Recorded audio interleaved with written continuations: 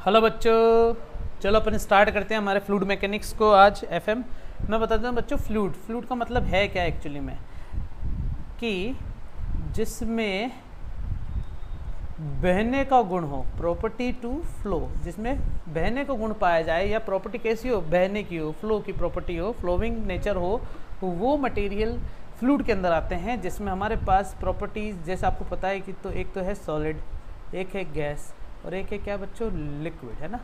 तो ये तीन मटेरियल की जो प्रॉपर्टी है, solid gas state of matter है, इसमें से सॉलिड जो है वो फ्लूइड के अंदर नहीं आता, केवल गैस और लिक्विड आता है, क्योंकि दोनों बहने का गुण रखते हैं। तो हम गैस और लिक्विड की बात इसमें करेंगे। ये हाइड्रो का मतलब ही क्या है बच्चों, लिक्विड को बता रहा है। हाइड्रो मतलब लिक्विड, स्टैटिक मतलब स्टैटिक नेचर होते हुए भी लिक्विड के अंदर कितने प्रकार के पैरामीटर्स हो सकते हैं, कैसा फोर्स वो फील करवाता है, कैसा उसके अंदर नेचर रहता है, क्या एनर्जी वो रिलीज करता है, ये सारी बातें अपन इसमें करेंगे। कुछ पैरामीटर्स है जिसके अपन चर्चा करने वाले हैं। Density, specific weight, specific density, gravity, pressure, compressibility, viscosity, surface tension and capillarity. इसमें से 5 टॉपिक ही है जो ज़्यादा इंपॉर्टेंट है। डेंसिटी के बाद है प्रेशर, विस्कोसिटी, सरफेस टेंशन और है कैपिलरिटी, जिन पर एक्चुअली में क्वेश्चंस बनते हैं बच्चों ना। और बाकी जो है वो छोटे छोटे क्वेश्चंस के लिए है, हमारे पास फॉर्मूला बेस्ड क्वेश्चन बनेंगे जो कि डायरेक्ट अपन इसमें आंसर निकाल सकते हैं। समझ रहे हो बच्चों। तो ये चीज़ें अपन इसमें डिस्कस करने वाले हैं और यहाँ पर अपन इसको बात कंप्लीट करेंगे, ठीक है ना बच्चों। नेक्स्ट इसमें से मैं आपको फिर बता देता हूँ, अगर आप सेल्फ स्टडी करते हैं या आप खुद से भी प्रिपरेशन करते हैं तो इसमें density, pressure, viscosity, surface tension और कैपिलरिटीज, ये ही ऐसे फ्लूइड डायनेमिक्स या एफएम फ्लूइड मैकेनिक्स के जो टॉपिक है, इन्हीं में से क्वेश्चन बनते ज़्यादा। तो आप वेटेज जो है ना इन पे प्रैक्टिस का ज़्यादा रखना, जो कि बहुत ही ज़्यादा इंपॉर्टेंट है, ठीक है ना बच्चों। तो आगे चलते हैं। सबसे पहले बात करते हैं बच्चों डेंसिटी की। तो डेंसिटी बच्चों हमारे पास सीधी सी बात है, किसको बताता है, मास पर यूनिट वॉल्यूम को बताता है। किसको बताता है बच्चों, mass per unit volume. What is the mean by mass per unit volume. तो मान लेते हैं कि हमारे पास एक कंटेनर है, 2 कंटेनर बनाता हूँ बच्चों तुम्हारे सामने में, एक कंटेनर ये रहा, एक कंटेनर ये रहा, ठीक है ना बच्चों। तो मास पर यूनिट वॉल्यूम के लिए सिंपल सा मान लें मटेरियल हमारे पास मौजूद है। यहाँ पर मैं ये देखो बच्चों, मैंने इसके अंदर मटेरियल फिक्स कर दिया है, ठीक है, और एक इसके अंदर फिक्स कर दिया बच्चों मटेरियल, ठीक है। अब दोनों में आपने देखा कि दोनों का जो वॉल्यूम है V है, इसका भी वॉल्यूम क्या है बच्चों, V है। तो कोई टेंशन वाली बात है नहीं, बिल्कुल सही है। अब इसके अंदर मास कितना पड़ा है, इसका मास होगा m1 और इसका मास कितना होगा बेटा, m2 मान लिया। तो तुमने नोटिस करा बच्चों कि यहाँ पर नंबर ऑफ पार्टिकल ज़्यादा, इसका मतलब मास ज़्यादा हो गया पूरे पार्टिकल का, सही है ना। यहाँ पर नंबर ऑफ पार्टिकल कम है तो मास कम हो गया। तो अपन ऐसा बोल सकते हैं कि m1 जो है बड़ा है m2 से। तो डेंसिटी जो होगी ना ρ1, वो किस पर डिपेंड करती है बच्चों, m1/v, सही है। और ρ2 जो होगा वो m2/v हो जाएगा। और अगर मैं बात करूँ, अगर m1 जब बड़ा है m2 से, तो बताओ क्या ρ1 भी ρ2 से बड़ा हो जाएगा कि, बिल्कुल सही है। यहाँ से देख लो ना बच्चों, ये ρv1 ρv2 यहाँ पर रख देना, v से v कैंसिल कर देना, तो ρ1 ρ2 से बराबर हो गया। तो यहाँ से पता चल रहा है कि डेंसिटी एक्चुअल में है क्या, कि डेंसिटी मतलब किसी एक कांस्टेंट वॉल्यूम कंटेनर के अंदर अगर हम पार्टिकल को डालते हैं तो पार्टिकल उस वॉल्यूम में कितना स्पेस को ले रहा है और स्पेस के अंदर उसका मास कितना मौजूद है, ये डेंसिटी को बताता है। और इसी को तुम हिंदी में सिंपल वर्ड से याद रखोगे बच्चों, गाढ़ापन। किससे बच्चों, गाढ़ापन, कि भैया कितना गाढ़ापन ये हमारे पास शो करता है। बोलो हाँ, समझ में आया नहीं आया बच्चों, जल्दी से बोलो। तो गाढ़ेपन से याद रखोगे तुम। अब जैसे मान लो कि हमारे पास ये कलर मैंने इसके अंदर फिक्स कर दिया, ठीक है ना बेटा, ये मैंने इसके अंदर कलर डाल दिया, ठीक है ना भैया। और इसी प्रकार मैं यहाँ पर एक अलग से कलर लेता हूँ, ठीक है, ये कलर यहाँ डाल दिया मैंने। अब तुम्हें दिख रहा होगा बच्चों स्क्रीन पे कि ये कलर जो है, मान लो हमें लाइट कलर को रिप्रेजेंट कर रहा है। ये वाला कलर जो है लाइट कलर, मतलब ये लाइट मटेरियल है सारा, और ये क्या है बच्चों, हार्ड मटेरियल है। तो डेंसिटी इसकी ज़्यादा होगी, ना कि इसकी ज़्यादा होगी, डायग्राम से पता चल रहा है बिल्कुल।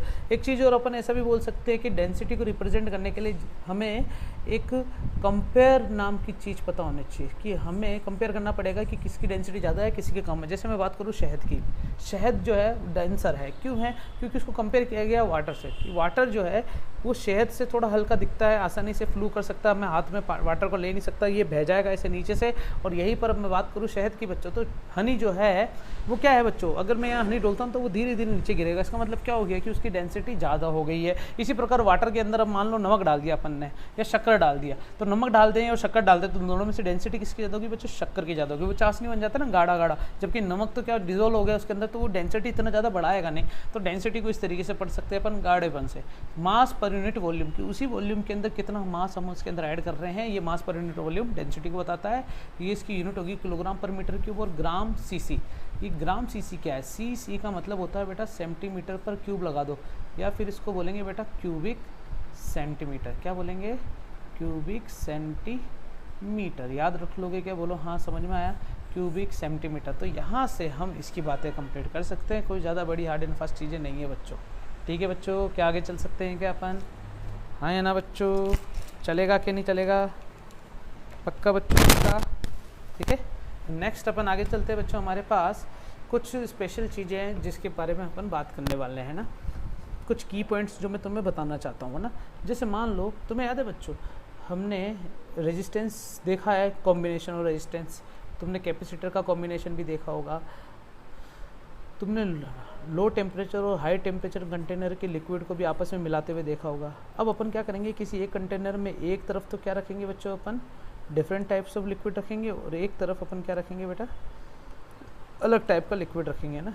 इसको थोड़ा सा कर देता हूँ मैं सही, ये देख लो ना, कौन सा कलर लूँ, ये वाला कलर लेता हूँ। ये देखो बच्चों, अलग अलग टाइप के लिक्विड अपन ने इसके अंदर डाल दिए। तो बच्चों हम ऐसा बोल सकते हैं कि इनको मिक्स करने के बाद ये हमें कैसा सिस्टम मिलेगा। तो बच्चों तुम थोड़ा सा दिमाग लगाओगे तो बिल्कुल हमें कुछ इस टाइप का मिलेगा अगर इन दोनों को मिक्स कर देते हैं। तो मिक्स करने के बाद कैसा इनकी डेंसिटी में मिक्सिंग ऑफ डेंसिटी कैसी रहेगी, मतलब डेंसिटी मिक्सिंग करने के बाद क्या मिलने वाली है, वॉल्यूम क्या मिलने वाला है, मास क्या मिलने वाला है, इनकी बातें अपन करेंगे। तो एक्चुअली में ये combination of different types of fluid की बात हो रही है, ठीक है ना, कि डिफरेंट टाइप्स ऑफ फ्लूइड के कॉम्बिनेशन को हम कैसे डील कर सकते हैं। तो जैसे मान लो कि हम बात करते हैं किसी solid body volume and the density will be same as that of the consequent substance of the equal mass. अगर इक्वल मास का कॉन्सिक्वेंट सब्सटेंस को अगर मिला दिया जाए तो वहाँ पर देखो बच्चों, सॉलिड बॉडी की जो वॉल्यूम होगी, मतलब वॉल्यूम जो सॉलिड बॉडी का होने वाला है वो इक्वल होगा सब्सटेंस को मिलाने के बाद भी, मतलब there is no change in volume. इसी प्रकार मास ऑफ बॉडी में भी कोई चेंज नहीं आएगा, सब्सटेंस मिला दो तब भी कोई चेंज नहीं आएगा। इसी प्रकार डेंसिटी में भी body of density, sorry density of body और डेंसिटी ऑफ सब्सटेंस, इसमें भी कोई चेंज नहीं आने वाला, क्योंकि सब्सिक्वेंट अपन ने मटेरियल इसके अंदर यूज़ किया है। ठीक है ना बच्चों, चलेगा बच्चों, आगे चल सकते हैं अपन। ठीक है, वेरी गुड। नेक्स्ट बच्चों अपन बात किसकी करने वाले हैं, अगर ऐसा ना हो और अपन ने जो कंटेनर लिया था, ये बच्चों पहले वाली जो बात करी ना मैंने, ये पहले वाली जो बात, इसको मिटा देता हूँ। मान लेते हैं कि पहला हमारे पास कंटेनर ऐसा था और सेकंड वाला कंटेनर मैंने यहाँ रख दिया नीचे ना, और इसको छोटा करके इसके अंदर डाल देते बच्चों पर, है ना, अंदर डाल दिया और इस पर मान लेते कि अपन ने भर देता हूँ इसको मैं पूरा। ठीक है, ये मैंने इसको पूरा भर दिया और अंदर से होलो, और ये तो पूरा क्या है बच्चों, पूरा भरा हुआ है। ठीक है ना, इस वाले केस में और उस वाले केस में थोड़ा सा गौर फरमाओ बच्चों अच्छे से। इस वाले केस की अगर मैं बात करूँ तो ये तो फर्स्ट वाले केस के लिए हो गया बच्चों, इसके लिए। लेकिन सेकंड वाला जो केस है ना, कि अगर मैं होलो बॉडी लेता हूँ और बॉडी विद एयर गैप, अगर मैं इसके अंदर क्या ले लूँ बेटा, एयर गैप ले लेता हूँ, तो तुम्हें पता चल रहा है बच्चों कि जो इसका मास रहेगा वो तो क्या रहेगा बेटा, सेम रहेगा। यहाँ पर मास ऑफ बॉडी और सब्सटेंस सेम रहेगा, लेकिन वॉल्यूम की अगर अपन बात करें तो सब्सटेंस जो है वो बाहर भरा हुआ है, अंदर सब्सटेंस नहीं है। तो हमें ऐसा बोल सकते हैं कि सब्सटेंस का जो वॉल्यूम है वो कम है, किससे बच्चों, सब्सटेंस वॉल्यूम ऑफ जो पूरे सिस्टम है, पूरा सिस्टम तो यही हो गया, और सब्सटेंस मतलब केवल इसकी बात हो रही है। तो इन दोनों के बीच में रिलेशन क्या बन जाएगा बच्चों, लेस देन ग्रेटर देन का बन जाएगा। मतलब वॉल्यूम पूरे सिस्टम का तो ज़्यादा, लेकिन एयर गैप की वजह से सब्सटेंस का मटेरियल कम हो गया, जैसे वॉल्यूम भी कम हो गया। समझ में आया, मास में कोई चेंज नहीं आएगा बच्चों, ध्यान रख लेना। इसी प्रकार डेंसिटी भी आप देख सकते हो, हमें पता है कि भैया मास पर वॉल्यूम बराबर डेंसिटी होता है, इसका मतलब density inversely proportional to volume होता है। तो डेंसिटी ऑफ बॉडी क्या कम हो जाएगा क्या सब्सटेंस के, बोलो हाँ, बिल्कुल बच्चों समझ में आ गया होगा। वॉल्यूम ज़्यादा है तो डेंसिटी कम है, डेंसिटी कम है तो वॉल्यूम ज़्यादा है, ये वाइस वर्सा अपन इसको समझ सकते हैं, कोई ज़्यादा हार्ड एंड फास्ट नहीं है। अब अपन किसकी बात करेंगे जल्दी से बताओ बच्चों। अब मैं बात करने वाला हूँ किसकी, कि अगर हमने एक कंटेनर लिया ऐसा, ठीक है ना भैया, और इसी कंटेनर के अंदर मैंने बाउंड्री बना देता हूँ बच्चे। ठीक है, इसी कंटेनर में क्या बना दिया बच्चे, मैंने बाउंड्री बना दिया, कोई बड़ी बात तो नहीं है ना, बिल्कुल सही है। जिसमें मैंने एक लिक्विड तो ये डाला, ठीक है भैया, पर्पल कलर का, और एक लिक्विड मैंने डाला है बच्चों, कौन सा वाला, येलो कलर का डाल देता हूँ ना, चलो छोड़ो, एक तो येलो कलर डाला और एक मैंने डाला बच्चों कौन सा, प्योर रेड कलर का, है ना। दो लिक्विड को एक साथ डाला, दोनों लिक्विड को एक साथ डाला, जिसमें इसका मास मान लेते हैं m1 है और इसका मास कितना बच्चों m2। ये हमारे पास ये दोनों का मिक्सिंग करेंगे तो m1 प्लस m2 हो जाएगा। और अगर मैं बात करूँ कि इसका डेंसिटी जो है वो ρ1 डेंसिटी थी और इसकी डेंसिटी कितनी बच्चों ρ2 है, तो रो मिक्स करने के बाद मास मिक्स और वॉल्यूम मिक्स का डिवाइड करना पड़ेगा। मतलब वॉल्यूम मिक्स करेंगे तो v1 प्लस v2 होगा, और v1 की वैल्यू निकालने के लिए फॉर्मूला यहीं से आएगा ना बच्चे, v बराबर मास अपॉन रो हो जाएगा। तो बताओ यहाँ से v1 की वैल्यू निकालेंगे तो मास m1 और नीचे ρ1 आएगा, कि बिल्कुल सही है। v2 की बात करेंगे तो m2 अपॉन ρ2 आएगा, जिससे हमारे पास एक नया सिस्टम बनने वाला बच्चों। कुछ ऐसा सिस्टम बनेगा नहीं बनेगा, बिल्कुल बनेगा। और तुम्हें पता है ना बच्चों, येलो और रेड को मिलाते हैं तो कौन सा कलर मिलता है हमारे पास बच्चों, क्या कुछ इस तरीके का कलर मिलेगा नहीं मिलेगा, बोलो हाँ, या प्योर ऑरेंज कलर मिलेगा। मैं काम करता हूँ इसको ऑरेंज कलर डाल देता हूँ, ठीक है ना बच्चों। तो हमारे पास इस तरीके से ये मिक्सिंग करने के बाद मिला, तो मिक्सिंग करने के बाद जो डेंसिटी हमें मिलेगी वो कैसे मिलने वाली बच्चों, ये रही इस तरीके से। मिक्सिंग करने के बाद डेंसिटी हमें कुछ इस तरीके से मिलने वाली है। दो लिक्विड को एक साथ मिला दिया ना, जिसका मास अलग अलग है, डेंसिटी अलग अलग है। क्या तुम्हें समझ में आया? क्या बिल्कुल सही है। इसी प्रकार अगर अपन ऐसा नहीं लेते, ये दो लिक्विड ले लिया अपन ने, दोनों लिक्विड ले लिया, इस बार इनका मास तो अलग अलग है, बिल्कुल सही, सॉरी मास अलग अलग नहीं, इस बार अपन को ये दे रखा है, ये मिटा देता हूँ मैं, इस बार अपन को दिया हुआ है कि इसका वॉल्यूम v1 है, इसका वॉल्यूम v2 है। तो मुझे क्या निकालना बच्चों, वही डेंसिटी का रिलेशनशिप निकालना था। यहाँ से देखो बच्चों, रो मिक्स निकालना है तो rho mix m mix by v mix निकलेगा। तो मास हमें दिया हुआ नहीं है, तो मास निकालने के लिए m1 प्लस m2 जो कि किसके बराबर हो जाएगा, यहाँ से क्या रो v के बराबर हो जाएगा क्या, तो m1 की वैल्यू हो जाएगी रो1 v1 और m2 की वैल्यू हो जाएगी बेटा रो2 v2। इसकी वैल्यू उठा के यहाँ रख दिया और काम हो गया हमारे पास बच्चों। तो रो मिक्स यहाँ से जो मिला है और यहाँ से जो मिला है, इन दोनों फॉर्मूले को तुमने डिसीजन ले लिया होगा बच्चों अच्छे से। बस इस वाले केस में क्या है बच्चों, मास और डेंसिटी दिया हुआ हमें, और इस वाले केस में बच्चों रो वॉल्यूम और डेंसिटी दिया हुआ बच्चों अपन को, ठीक है ना। तो इस तरीके से अपन निकाला जा सकता है और अलग अलग टाइप से अपन क्वेश्चन कर सकते हैं। इसी के अंदर देख लो बच्चों, अगर m1 m2 को बराबर कर दे इसी केस में, तो हमारे पास ये फॉर्मूला मिलने वाला है। जरा सोल्व करके देख लेना बच्चों, आ जाएगा समझ में। ये मिटा दूँ मैं, ठीक है ना, देख लो एक बार अच्छे से कि अगर अपन ऐसा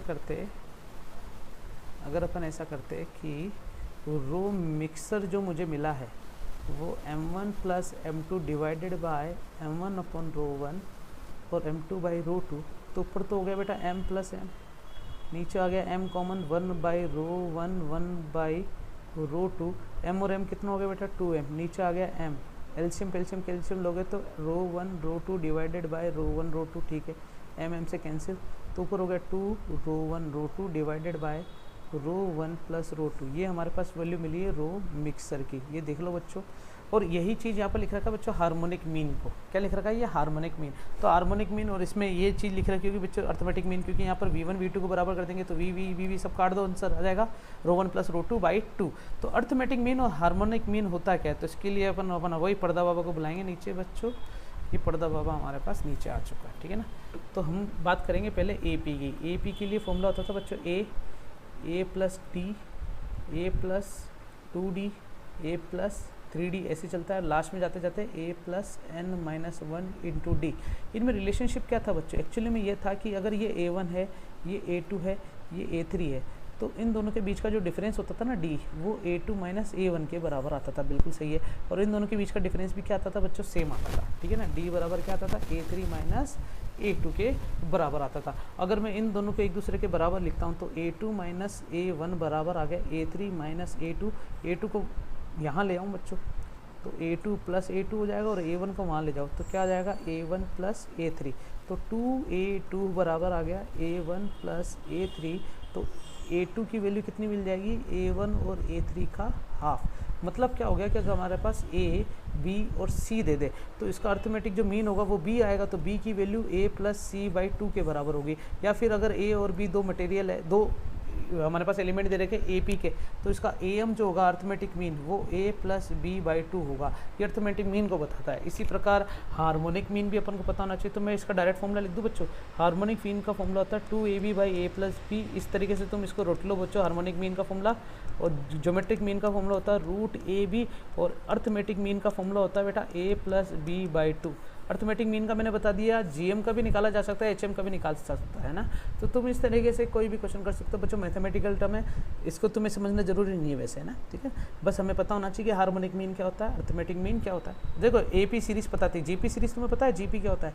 GP मतलब जैसे मैंने लिखा 2 2 2 जा 4, 2 4 जा 8, 8 2 जा 16 इस तरीके से चल रहा है, मतलब 2 की पावर 1 है, 2 की पावर 2 है, 2 की पावर 3 है, 2 की पावर 4, ये जीपी है बच्चों। और एचपी क्या होता है? हार्मोनिक प्रोग्रेशन, है ना। एचपी के बारे में बताऊँ मैं क्या होता है? एचपी का मतलब होता है, इसको बताऊँ मैं, एपी तो तुम सबने देखा है बच्चों, ठीक है ना बेटा, एपी तो तुम सबने देखा है। जैसे मान लो हमारे पास एक एपी है जिसमें ये है, तो एचपी जो होता है ना वो एपी का रेसिप्रोकल होता है बच्चों, इस तरीके से होता है वो, इसलिए हार्मोनिक सीरीज कहते हैं इसे अपन, क्या कहते हैं? जस्ट उल्टा है एपी का। तो तुम तो हार्मोनिक एचएम से याद रखना इसको, एचएम से, जिसका फॉर्मूला है 2ab divided by a plus b. ज़्यादा कोई हार्ड एंड फास्ट नहीं बच्चों, इसको मैंने मिटा दिया। आगे चल सकते हैं बच्चों अपन। फिर बात करते हैं नए नए टॉपिक की, जो कि मैंने बताया था जो सिंपल फार्मूला बेस पर है। वेट डेंसिटी और स्पेसिफिक वेट होता क्या है? स्पेसिफिक वेट को रिप्रेजेंट करते हैं बच्चों ओमेगा से। एक्चुअली में जो तुम्हारा एक्चुअल वेट होता है, उस एक्चुअल वेट में अगर वॉल्यूम का डिवाइड करते हैं कि पर यूनिट वॉल्यूम में तुम्हारा वेट कितना, मतलब mg डिवाइडेड बाई वॉल्यूम, और मास अपन वॉल्यूम क्या, तो रो इंटू जी, ठीक है ना, डेंसिटी होता है ना, तो रो जी जो है स्पेसिफिक वेट को बताता है। अगर हमारे से क्वेश्चन पूछे कि स्पेसिफिक वेट ऑफ सिंपल किसी भी लिक्विड का बताओ, वाटर की बात करेंगे ना तो रो ऑफ लिक्विड, या फिर बात करें अपन किसकी बच्चों, वाटर की, तो ये 10 की पावर 3 किलोग्राम पर मीटर क्यूब होता है, ये याद रखना बच्चों ना। ये बेसिक चीज़ें जो मैंने तुम्हें बता दी, तो 10 की पावर 3 को 9.81 से मल्टीप्लाई कर देना, तुम्हारा आंसर आ गया स्पेसिफिक वेट, ओमेगा की वैल्यू मिल चुकी है, ठीक है ना बच्चों, इस तरीके से कर लेना। और अगर specific weight of pure water की बात करता हूँ, 4 डिग्री सेंटीग्रेड पर प्योर वाटर की जो डेंसिटी होती है लगभग किसके बराबर हो जाती है बच्चों, 1 के बराबर हो जाती है। तो रो की वैल्यू यहाँ अगर मैं 1 रख देता हूँ तो ओमेगा बराबर क्या आ जाएगा, 9.81 into 10 to the power 3, sorry 4 degree centigrade 10 की पावर 3 ही होता है। ये मैंने वैल्यू यहाँ पर लिख रखी थी, ये 4 डिग्री सेंटीग्रेड पर वैल्यू है ना, क्योंकि यहाँ पर किलो न्यूटन मौजूद है ना, तो 10 की पावर 3 को क्या लिख सकते हैं बच्चों, किलो, और इस तरीके से अपन न्यूटन पर मीटर क्यूब हम वैल्यू निकाल सकते हैं, ठीक है ना बच्चों। आगे चल सकते हैं। अच्छा, न्यूटन क्यों आया बच्चों? स्पेसिफिक वेट है, डेंसिटी नहीं है, डेंसिटी होता तो किलोग्राम आता, चलेगा बच्चों। आगे चल सकते हैं अपन। तो 4 डिग्री सेंटीग्रेड पर अगर हमसे बात है, 4 डिग्री सेंटीग्रेड पर वाटर की जो डेंसिटी वो कितनी होती है, तो 10 की पावर 3 इंटू किलोग्राम पर मीटर क्यूब। ये फॉर्मूला तुम याद रखोगे कि बिल्कुल सही है। अगला टॉपिक आता है बच्चों रिलेटिव डेंसिटी। क्या आता है बच्चों? Relative density. तो what is the mean by relative density? तो रिलेटिव डेंसिटी है बच्चों हमारे पास, नाम में पता चल रहा है रिलेटिव। रिलेटिव मतलब हमें क्या पढ़ना पड़ेगा बच्चों? कंपेयर करना पड़ेगा। किसके साथ बच्चों? कंपेयर करना पड़ेगा अपन। सबसे पहले क्या करना पड़ेगा बच्चों?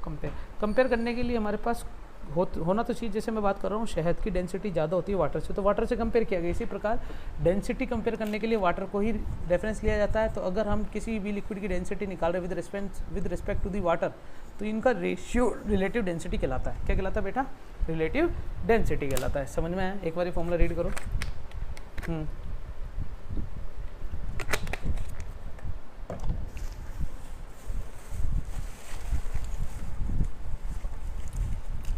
रीड करके देखो बच्चों ये वाला फॉर्मूला एक बार। मेरे लिए नाश्ता आया बढ़िया, कोई करना चाहेगा? मुझे नहीं लगता मैं तुम्हें खिलाऊंगा। तो ये बच्चों रिलेटिव डेंसिटी, मतलब रिलेटिव डेंसिटी अपन किसी का भी निकाल सकते हैं, हनी का भी निकाल सकते हैं, ऐसा वाटर जिसकी डेंसिटी ज़्यादा हो, ठीक है, with reference to the water. याद रहेगा बच्चों। फिर आता बच्चों स्पेसिफिक ग्रेविटी।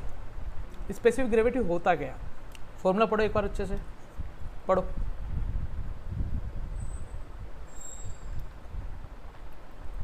क्या लिखा हुआ फॉर्मूले में बताओ?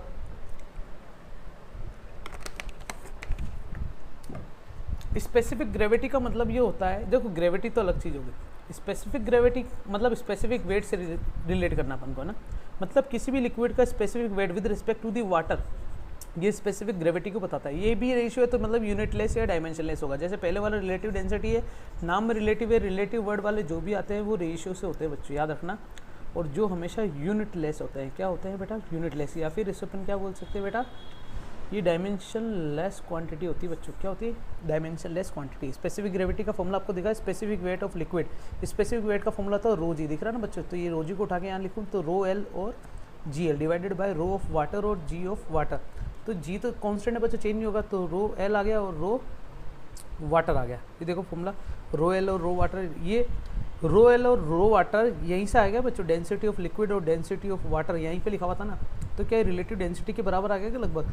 तो अपन जब न्यूमेरिकल करेंगे ना, तो वहाँ अगर हमसे पूछा जाए वहाँ अगर हमसे ये पूछा जाए कि भैया रिलेटिव डेंसिटी, अगर मैंने बोला 2 दे दिया तो स्पेसिफिक ग्रेविटी क्या होगा, तो उसका भी आंसर 2 आएगा। तो रिलेटिव डेंसिटी और स्पेसिफिक ग्रेविटी दोनों की वैल्यू सेम होती है, बस फॉर्मूला अलग अलग होता है, जो कि मैंने तुम्हें समझा दिया। बच्चों समझ में आया नहीं आया, जल्दी से बोलो। नेक्स्ट आता है बच्चों प्रेशर। प्रेशर की बात करते हैं। मैं बता देता हूँ बच्चों, स्पीड में चल रहा हूँ तो तुम वीडियो पॉज करके उसको अच्छे से रीड करके आसानी से सारी चीज़ें समझ सकते हो। बात करते हैं बच्चों किसकी, प्रेशर की। तो what is the mean by pressure. Pressure बच्चों फोर्स पर यूनिट एरिया होता है। क्या होता है, फोर्स पर यूनिट एरिया। ये याद रखना बच्चों formula, force per unit area. मुझे हाँ, फोर्स पर यूनिट एरिया, इस तरीके से फॉर्मूला याद रखना, जिसमें P इज इक्वल टू होता है बच्चों F/A। यूनिट है बच्चों न्यूटन पर मीटर स्क्वायर। पास्कल ने दिया था तो इससे पास्कल से भी रिप्रेजेंट करते हैं, जो कि MKS यूनिट है या SI यूनिट से रिप्रेजेंट करते हैं। 1 पास्कल में 1 न्यूटन पर मीटर स्क्वायर होता है। डायमेंशन इसकी ये होती है, निकाल सकते हैं यार आसानी से प्रेशर की डायमेंशन। M1 L1 T-2, ये तो है फोर्स की, नीचे L2 हो गया, L माइनस कर देंगे तो M1 L-1 T-2, ये हमारे पास डायमेंशन मिल चुकी है। प्रैक्टिकल यूनिट जो है ना एटमॉस्फेरिक प्रेशर की, वो ATM से रिप्रेजेंट करते हैं बच्चों। किससे, ATM से। कभी कभी इसको बार से रिप्रेजेंट करते हैं प्रेशर की यूनिट। और एक है बच्चों टॉर। टॉर पता है क्यों बोलते हैं, क्योंकि टॉर जो है, हमें बताऊं बच्चों, barometer is use to measure the atmospheric pressure which was discovered by Torricelli. तो टॉरिसेली ने डिस्कवर करा था, जो कि साइंटिस्ट का नाम है, इसलिए इसके टॉर से रिप्रेजेंट करते हैं। किससे करते हैं बच्चों, टॉर से। एक चीज़ मैंने तुम्हें पहले भी बताई थी कि इसको TORR ऐसे नहीं लिखेंगे, टॉर ही लिखेंगे, चाहे वो साइंटिस्ट हो चाहे ना हो, स्मॉल लेटर्स में ही लिया जाएगा। और केवल टॉ लिखते हैं तो कैपिटल T लिख देना, तुम्हारी इच्छा है, लेकिन टॉर से रिप्रेजेंट करेंगे अपन इसको। ठीक है ना बच्चों, चल सकते हैं अपन आगे। ये देखो बच्चों, कुछ डायमेंशन लिख रहे हैं कि 1 एटमॉस्फेरिक प्रेशर में कितनी वैल्यू होती है ना, देख लेना एक बार अच्छे से। 1 एटमॉस्फेरिक प्रेशर की वैल्यू कितनी होती है। ये इंटू का सिंबल है बच्चों, थोड़ा मिसप्रिंट रहता है। 1 ATM एटमॉस्फेरिक प्रेशर, ये P नोट बोल दो बच्चों, atmospheric pressure 1.013 into 10⁵ pascal. Pascal मतलब न्यूटन पर मीटर स्क्वायर। इसमें कितने टॉरिसेली होते हैं, ये होता है, कितने बार के बराबर होता है, ये 1.013 बार के बराबर होता है। इससे एक चीज़ पता चल गई बच्चों, ये इसके बराबर करता हूँ तो 10⁵ पास्कल मतलब 1 बार के बराबर होता है। ओहो, 10⁵ पास्कल 1 बार के बराबर होता है। ये याद रखोगे नहीं रखोगे बच्चों, ठीक है। फिर आता है बच्चों 10.33 मीटर ऑफ वाटर। ये भी बच्चों प्रेशर की यूनिट है। मीटर ऑफ वाटर का मतलब बताऊँ क्या है, ये चीज़ तुम्हें पता चलेगी, इसको तुम याद रखना, मीटर ऑफ वाटर। फिर भी मैं बता देता हूँ बच्चों, इसको निकालने के लिए हम 3 प्रेशर की बात करने वाले हैं ना, टाइप्स ऑफ प्रेशर में। एक एब्सोल्यूट गेज प्रेशर और एक एटमॉस्फेरिक एब्सोल्यूट और गेज प्रेशर। इनकी बात करते करते शायद ये वाली चीज़ तुम्हें अच्छे से समझ में आ जाए कि ये 10.33 मीटर ऑफ वाटर, इसका मतलब क्या लिखा हुआ है। मैं बताता हूँ बच्चों इसका मतलब है क्या, ठीक है ना, धीरे धीरे देखते हैं। एटमॉस्फेरिक प्रेशर फॉर्मूला में पता चल गया 1.013 इंटू 10⁵, या फिर इसको लिख सकते हैं 1.013 बार, मतलब 1 बार के बराबर हो गया एक तरीके से, लगभग 1 के आसपास मानते हैं अपन इसको। ठीक है ना बच्चों, याद रखोगे इसको, very good. Next, atmospheric pressure को नापने के लिए टॉरिसेली ने बैरोमीटर नाम का एक इंस्ट्रूमेंट बताया था, जिससे एटमॉस्फेरिक प्रेशर मेजर किया जाता है। और एटमॉस्फेरिक प्रेशर एक्चुअली में सी लेवल पे निकाला जाता था बच्चों। देखो ये तुम्हें डायग्राम दिख रहा है बच्चों, ये एक्चुअली में क्या है, सी लेवल है। यहाँ पर मान लो सी लेवल का एक कॉलम ले लिया मैंने कि इस पर कितना प्रेशर लग रहा है, तो मैंने एक एरिया ले लिया 1 मीटर स्क्वायर, और इसी एरिया के लिए हम एटमॉस्फेरिक प्रेशर निकाल सकते हैं कि भैया अगर एटमॉस्फेयर में प्रेशर नहीं होता तो सी लेवल का जो वाटर लेवल है ना, वो कभी भी ऊपर उछाल मार सकता है। जैसे तुम्हें पता है ना बच्चों, ज्वार आता है, ज्वार, ठीक है ना, ज्वार या फिर पानी की लहरें ऊपर उठती है समुद्र के अंदर, तो वहाँ पर अपन ऐसा बोल सकते हैं कि एटमॉस्फेरिक प्रेशर क्या है बच्चों, वहाँ कम हो रहा है। तो एटमॉस्फेरिक प्रेशर जो है वो मेंटेन करके चलता है कि सी लेवल वाटर को ग्राउंड लेवल पे बना के रखे, सी लेवल पे बना के रखे। समझ में आया ना बच्चों।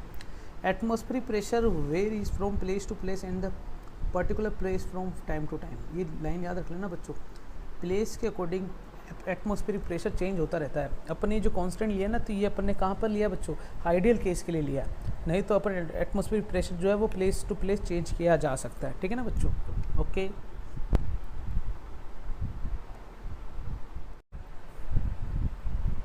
ठीक है बच्चों, कंटिन्यू करें अपन, ठीक है ना आगे। तो यहाँ पर अब अपन बात करेंगे बच्चों गेज प्रेशर। अब गेज प्रेशर का मतलब होता क्या है एक्चुअली में, ठीक है ना। गेज प्रेशर को समझने के लिए यहाँ पर देखो बच्चों, एक इक्विपमेंट तुम्हें स्क्रीन पे दिख रहा होगा बच्चों, ठीक है ना। Gauge pressure is always major with the help of manometer. तो हमारे पास यहाँ पर ये मैनोमीटर हमें दे रखा है, ठीक है ना बच्चों। तो गेज प्रेशर एक्चुअली में हाइट पे डिपेंड करता है। किस पर बेटा? हाइट पर, कि तुम्हारी हाइट कितनी है। एक्चुअली में ज़रा सोचो कि h हाइट हमें गिवन है, इस h हाइट पर कितना लिक्विड मौजूद है, उसका कोई ना कोई मास होगा ही होगा, बिल्कुल सही है। अगर उसका कोई ना कोई मास है तो उसका कोई ना कोई वेट होगा ही होगा, बिल्कुल सही है। वेट भी लेना है स्पेसिफिक वाला, मतलब रो जी लेना है, मतलब यहाँ वेट एम जी काम नहीं आएगा, यहाँ रो जी काम आएगा। अगर ये रो जी वेट काम आ रहा है तो उस पर जो प्रेशर होगा बच्चों, प्रेशर वो किसके बराबर आएगा? रो जी इंटू एच। जितनी ज़्यादा हाइट पर होगा वो स्पेसिफिक वेट वो उसके प्रेशर को बताएगा, जो कि किसके बराबर होता है? गेज प्रेशर के बराबर होता है। ये हमें पता होना चाहिए। और गेज प्रेशर डायरेक्टली प्रोपोर्शनल होता है हाइट के। जितनी ज़्यादा हाइट होती है गेज प्रेशर उतना ज़्यादा होता है। ये तुम्हें याद रखना बच्चों, याद रख लेना। तुम्हें याद है पोटेंशियल एनर्जी का फॉर्मूला होता था mgh। Potential energy per unit volume ही गेज प्रेशर को रिप्रेजेंट कर दो बच्चों, इससे भी याद रख लेना, ठीक है ना बच्चों। mgh, m बाई वॉल्यूम तो क्या हो जाएगा? डेंसिटी हो जाएगा कि ये वाला, ये देखो ना, रो हो गया, ये g है और ये h हमारे पास पहले से ही है, तो ये हो गया बच्चों गेज प्रेशर। अब सुनो ज़रा, अगर मैं यहाँ पर हमारे पास इस बाबा को बुला लिया जाए और इसको पूरा मिटा दिया जाए वापस, इसमें नया पेज क्यों नहीं आता यार? गलत बात है ना ये तो। हाँ चलो छोड़ो, इसको तो हटाओ, अपन ही लेते हैं नया पेज। इसमें कहाँ पर आ गए अपन? इसको ले लिया ना अपन ने, ठीक है। इस पर आ जाते हैं अपन और इसको पूरा मिटा दिया, ठीक है ना। अब मान लो हमारे पास एक कंटेनर है, कंटेनर के यहाँ तक, कहाँ तक बेटा? पहले तो इसको डिफ्रेंशिएट कर ही देते हैं अपन, ठीक है ना बेटा। कंटेनर के यहाँ तक मान लेते हैं कि पानी भरा है, यहाँ तक, ठीक है ना। हमें लगना चाहिए कि यहाँ तक इसमें पानी भरा हुआ है, बिल्कुल सही है। तो ये पानी के ऊपर कौन कौन सा प्रेशर काम कर रहा है, ठीक है ना। बात करें अपन तो सबसे पहले तो इस पर काम करेगा बच्चों हमारे पास येलो कलर वाला प्रेशर, जिसे अपन बोलेंगे P0 eight TM, atmospheric pressure काम करेगा, जो कि इसके लेवल को बना के रखेगा, सही है। फिर उसी के साथ ये पानी जो है वो कितनी हाइट लेवल पर है बच्चों? h हाइट लेवल पर है। तो h हाइट लेवल के लिए इस पानी का कोई ना कोई स्पेसिफिक वेट होगा, रो जी। तो एक गेज प्रेशर भी आएगा, P है ना, P गेज प्रेशर, वो किसके बराबर आएगा बेटा? रो जी एच के। तो एक्चुअल प्रेशर कितना लग रहा है बच्चों? एक तो हो गया एटमॉस्फेरिक प्रेशर और एक लग रहा बच्चों इस पर P, कौन सा? Gauge pressure. ये टोटल प्रेशर जो कहलाता है इसे अपन बोलते हैं बच्चों एब्सोल्यूट प्रेशर, ये याद रखना है। तो P एब्सोल्यूट जो होगा वो P0 एटमॉस्फेरिक प्रेशर और Pg मतलब गेज प्रेशर के बराबर होता है। और यहीं से अगर मैं P0 निकालूँ, ये P गेज निकालता हूँ, ये P एब्सोल्यूट माइनस P0 के बराबर, इस फॉर्मूले को भी यूज़ कर सकते हो। और PGAUG गेज प्रेशर का फॉर्मूला मैंने बता दिया बच्चों, रो जी एच के बराबर होता है। तो P एब्सोल्यूट का फॉर्मूला हमारे पास क्या बन चुका है? P0 plus rho g H. बोलो हाँ, समझ में आया नहीं आया? जल्दी से बोलो हाँ, जल्दी से बोल दो बच्चों हाँ। यहाँ तक पक्का समझ में आ गया? कुछ क्वेश्चन देखते हैं, तुम्हारे लिए सामने कुछ क्वेश्चन लेके आता हूँ मैं बच्चों, 2 मिनट है ना। देखो जरा स्क्रीन पे देखो बच्चों, गेज प्रेशर, एब्सोल्यूट प्रेशर, इन प्रेशर की बात करने के बाद हमारे पास आता है एक तो पास्कल लो। पास्कल लो एक्चुअली में प्रेशर के ऊपर देने वाला लो था। एक्चुअली में क्या था, पास्कल ने ये बोला था कि मान लो हमारे पास एक कंटेनर है, इसी के अंदर बनाता हूँ बच्चों मैं, ठीक है ना। इसी को कॉपी कर लेता हूँ, हो जा भाई कॉपी, हाँ यहाँ पर आ जा, बंद कर देता हूँ पूरा, ठीक है ना। मान लो हमारे पास क्या है बच्चों, एक कंटेनर ले लेता हूँ, ये ले लिया बच्चे मैंने कंटेनर, ठीक है ना। क्या ले लिया बच्चे मैंने? कंटेनर ले लिया, जिसके अंदर क्या भरा हुआ बच्चों? पूरा पानी भरा हुआ अंदर, तो पूरा पानी भरा हुआ। तो पानी भरने के लिए कौन सा कलर लिया जाए? मेरे ख्याल से कलर सही है, हाँ ये है ना कलर वाली बात। और इसके चारों तरफ, एक इस तरफ, एक इस तरफ, एक इस तरफ और एक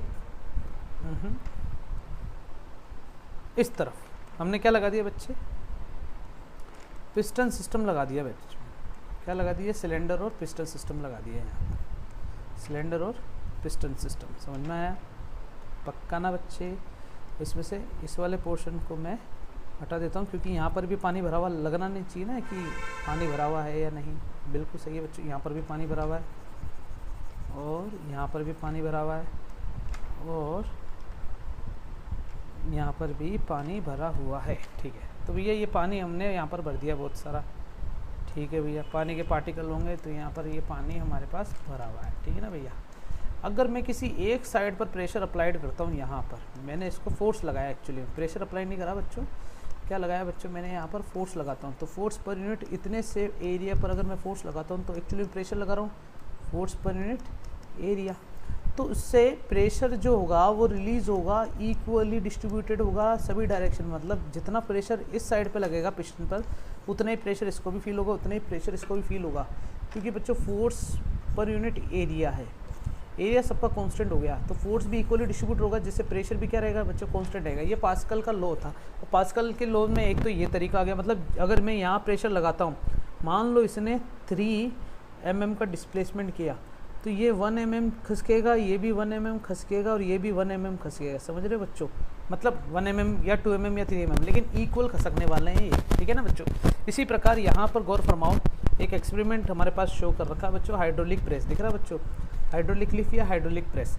कार को लिफ्ट करने के लिए हाइड्रोलिक प्रेस नाम की एक यूनिट होती है। ये है बच्चों हमारे पास वॉल्व है ना, वॉल्व को बंद करा जा सकता है, खुला कर सकते हैं ना, नल का वॉल्व होता है ना। जैसे यहाँ पर तुमने फोर्स लगाया A1 एरिया पर, तो प्रेशर ये हो गया, जिससे यहाँ पर फोर्स डेवलप हुआ A2 एरिया पर। तो तुम्हें पता है प्रेशर जो मैं लगा रहा हूँ P1 और प्रेशर जो P2 वो दोनों बराबर होंगे। तो P1 की वैल्यू क्या हो जाएगी बच्चों, F/A1, और इस पर क्या हो जाएगा बच्चे, F1 F2/A2, ये दोनों बराबर होंगे, है ना, F1/A1 F2/A2, ये दोनों बराबर हो गए। तो यहाँ से एक इंटू वाला सिंबल आ गया बेटा। तो यहाँ से F2 की वैल्यू होगी कि कितना फोर्स इस पर लगने वाला है, तो F1/A1 इंटू A2/A1। तो A2/A1 को इस तरीके से लिख दो, इंटू F1 से मल्टीप्लाई कर दो, तो तुम्हें क्या मिल जाएगा बच्चों, F2 मिल जाएगा। ये पास्कल का लॉ है, और पास्कल लॉ के कुछ अजम्पशन देख लो बच्चों। The pressure in the fluid at rest is same as the point of gravity is ignored. मतलब ग्रेविटी अगर हम नहीं माने तो प्रेशर हर पॉइंट पर क्या माना जाता है बच्चों, इक्वल माना जाता है। मतलब अगर कंटेनर है और यहाँ पर बच्चों में क्या भर देता हूँ, इतने से सेक्शन पर भर देता हूँ बच्चों पानी, क्या भर दिया बच्चों मैंने, इतने से सेक्शन पर पानी भर देता हूँ ना।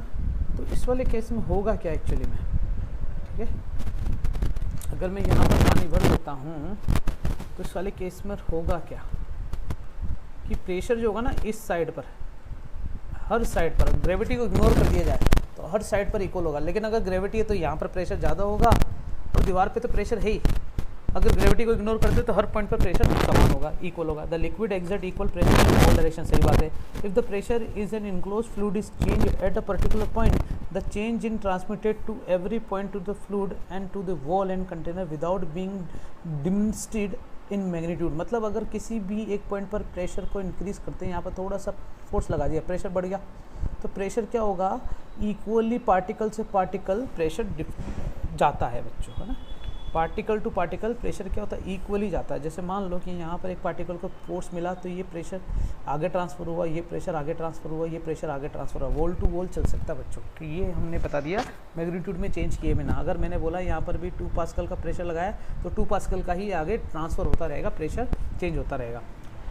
पास्कल लो कहाँ का आता है बच्चों, एक हाइड्रोलिक जैक्स में आता है, लिफ्ट में आता है, प्रेसेस में आता है, और ब्रेक के अंदर। हाइड्रोलिक ब्रेक देखा है आप सबने बच्चों, डिस्क ब्रेक नाम सुना हो ना बच्चों, वो हाइड्रोलिक ब्रेक है एक्चुअली में। डिस्क ब्रेक देखा है ना बच्चों, वो एक्चुअली में क्या हाइड्रोलिक ब्रेक ही है, क्योंकि उसमें बच्चों क्या होता है, लिक्विड भरा जाता है, हाँ या ना बच्चों, ठीक है ना। डिस्क ब्रेक में लिक्विड भरा रहता है ना, ठीक है। तो ये हाइड्रोलिक ब्रेक है। हाइड्रोलिक सस्पेंशन सिस्टम भी देखा होगा बच्चों तुमने, पहले शो कर आते थे स्प्रिंग वाले, लेकिन आजकल लिक्विड भरे हुए आते हैं ना, जिसमें ऐसे बोलते हैं ना ऑयल सील ब्रेक हो गई है, तो वो भी क्या हाइड्रोलिक जैक्स बोल सकते हैं या फिर शोकर्स बोल सकते हैं अपन।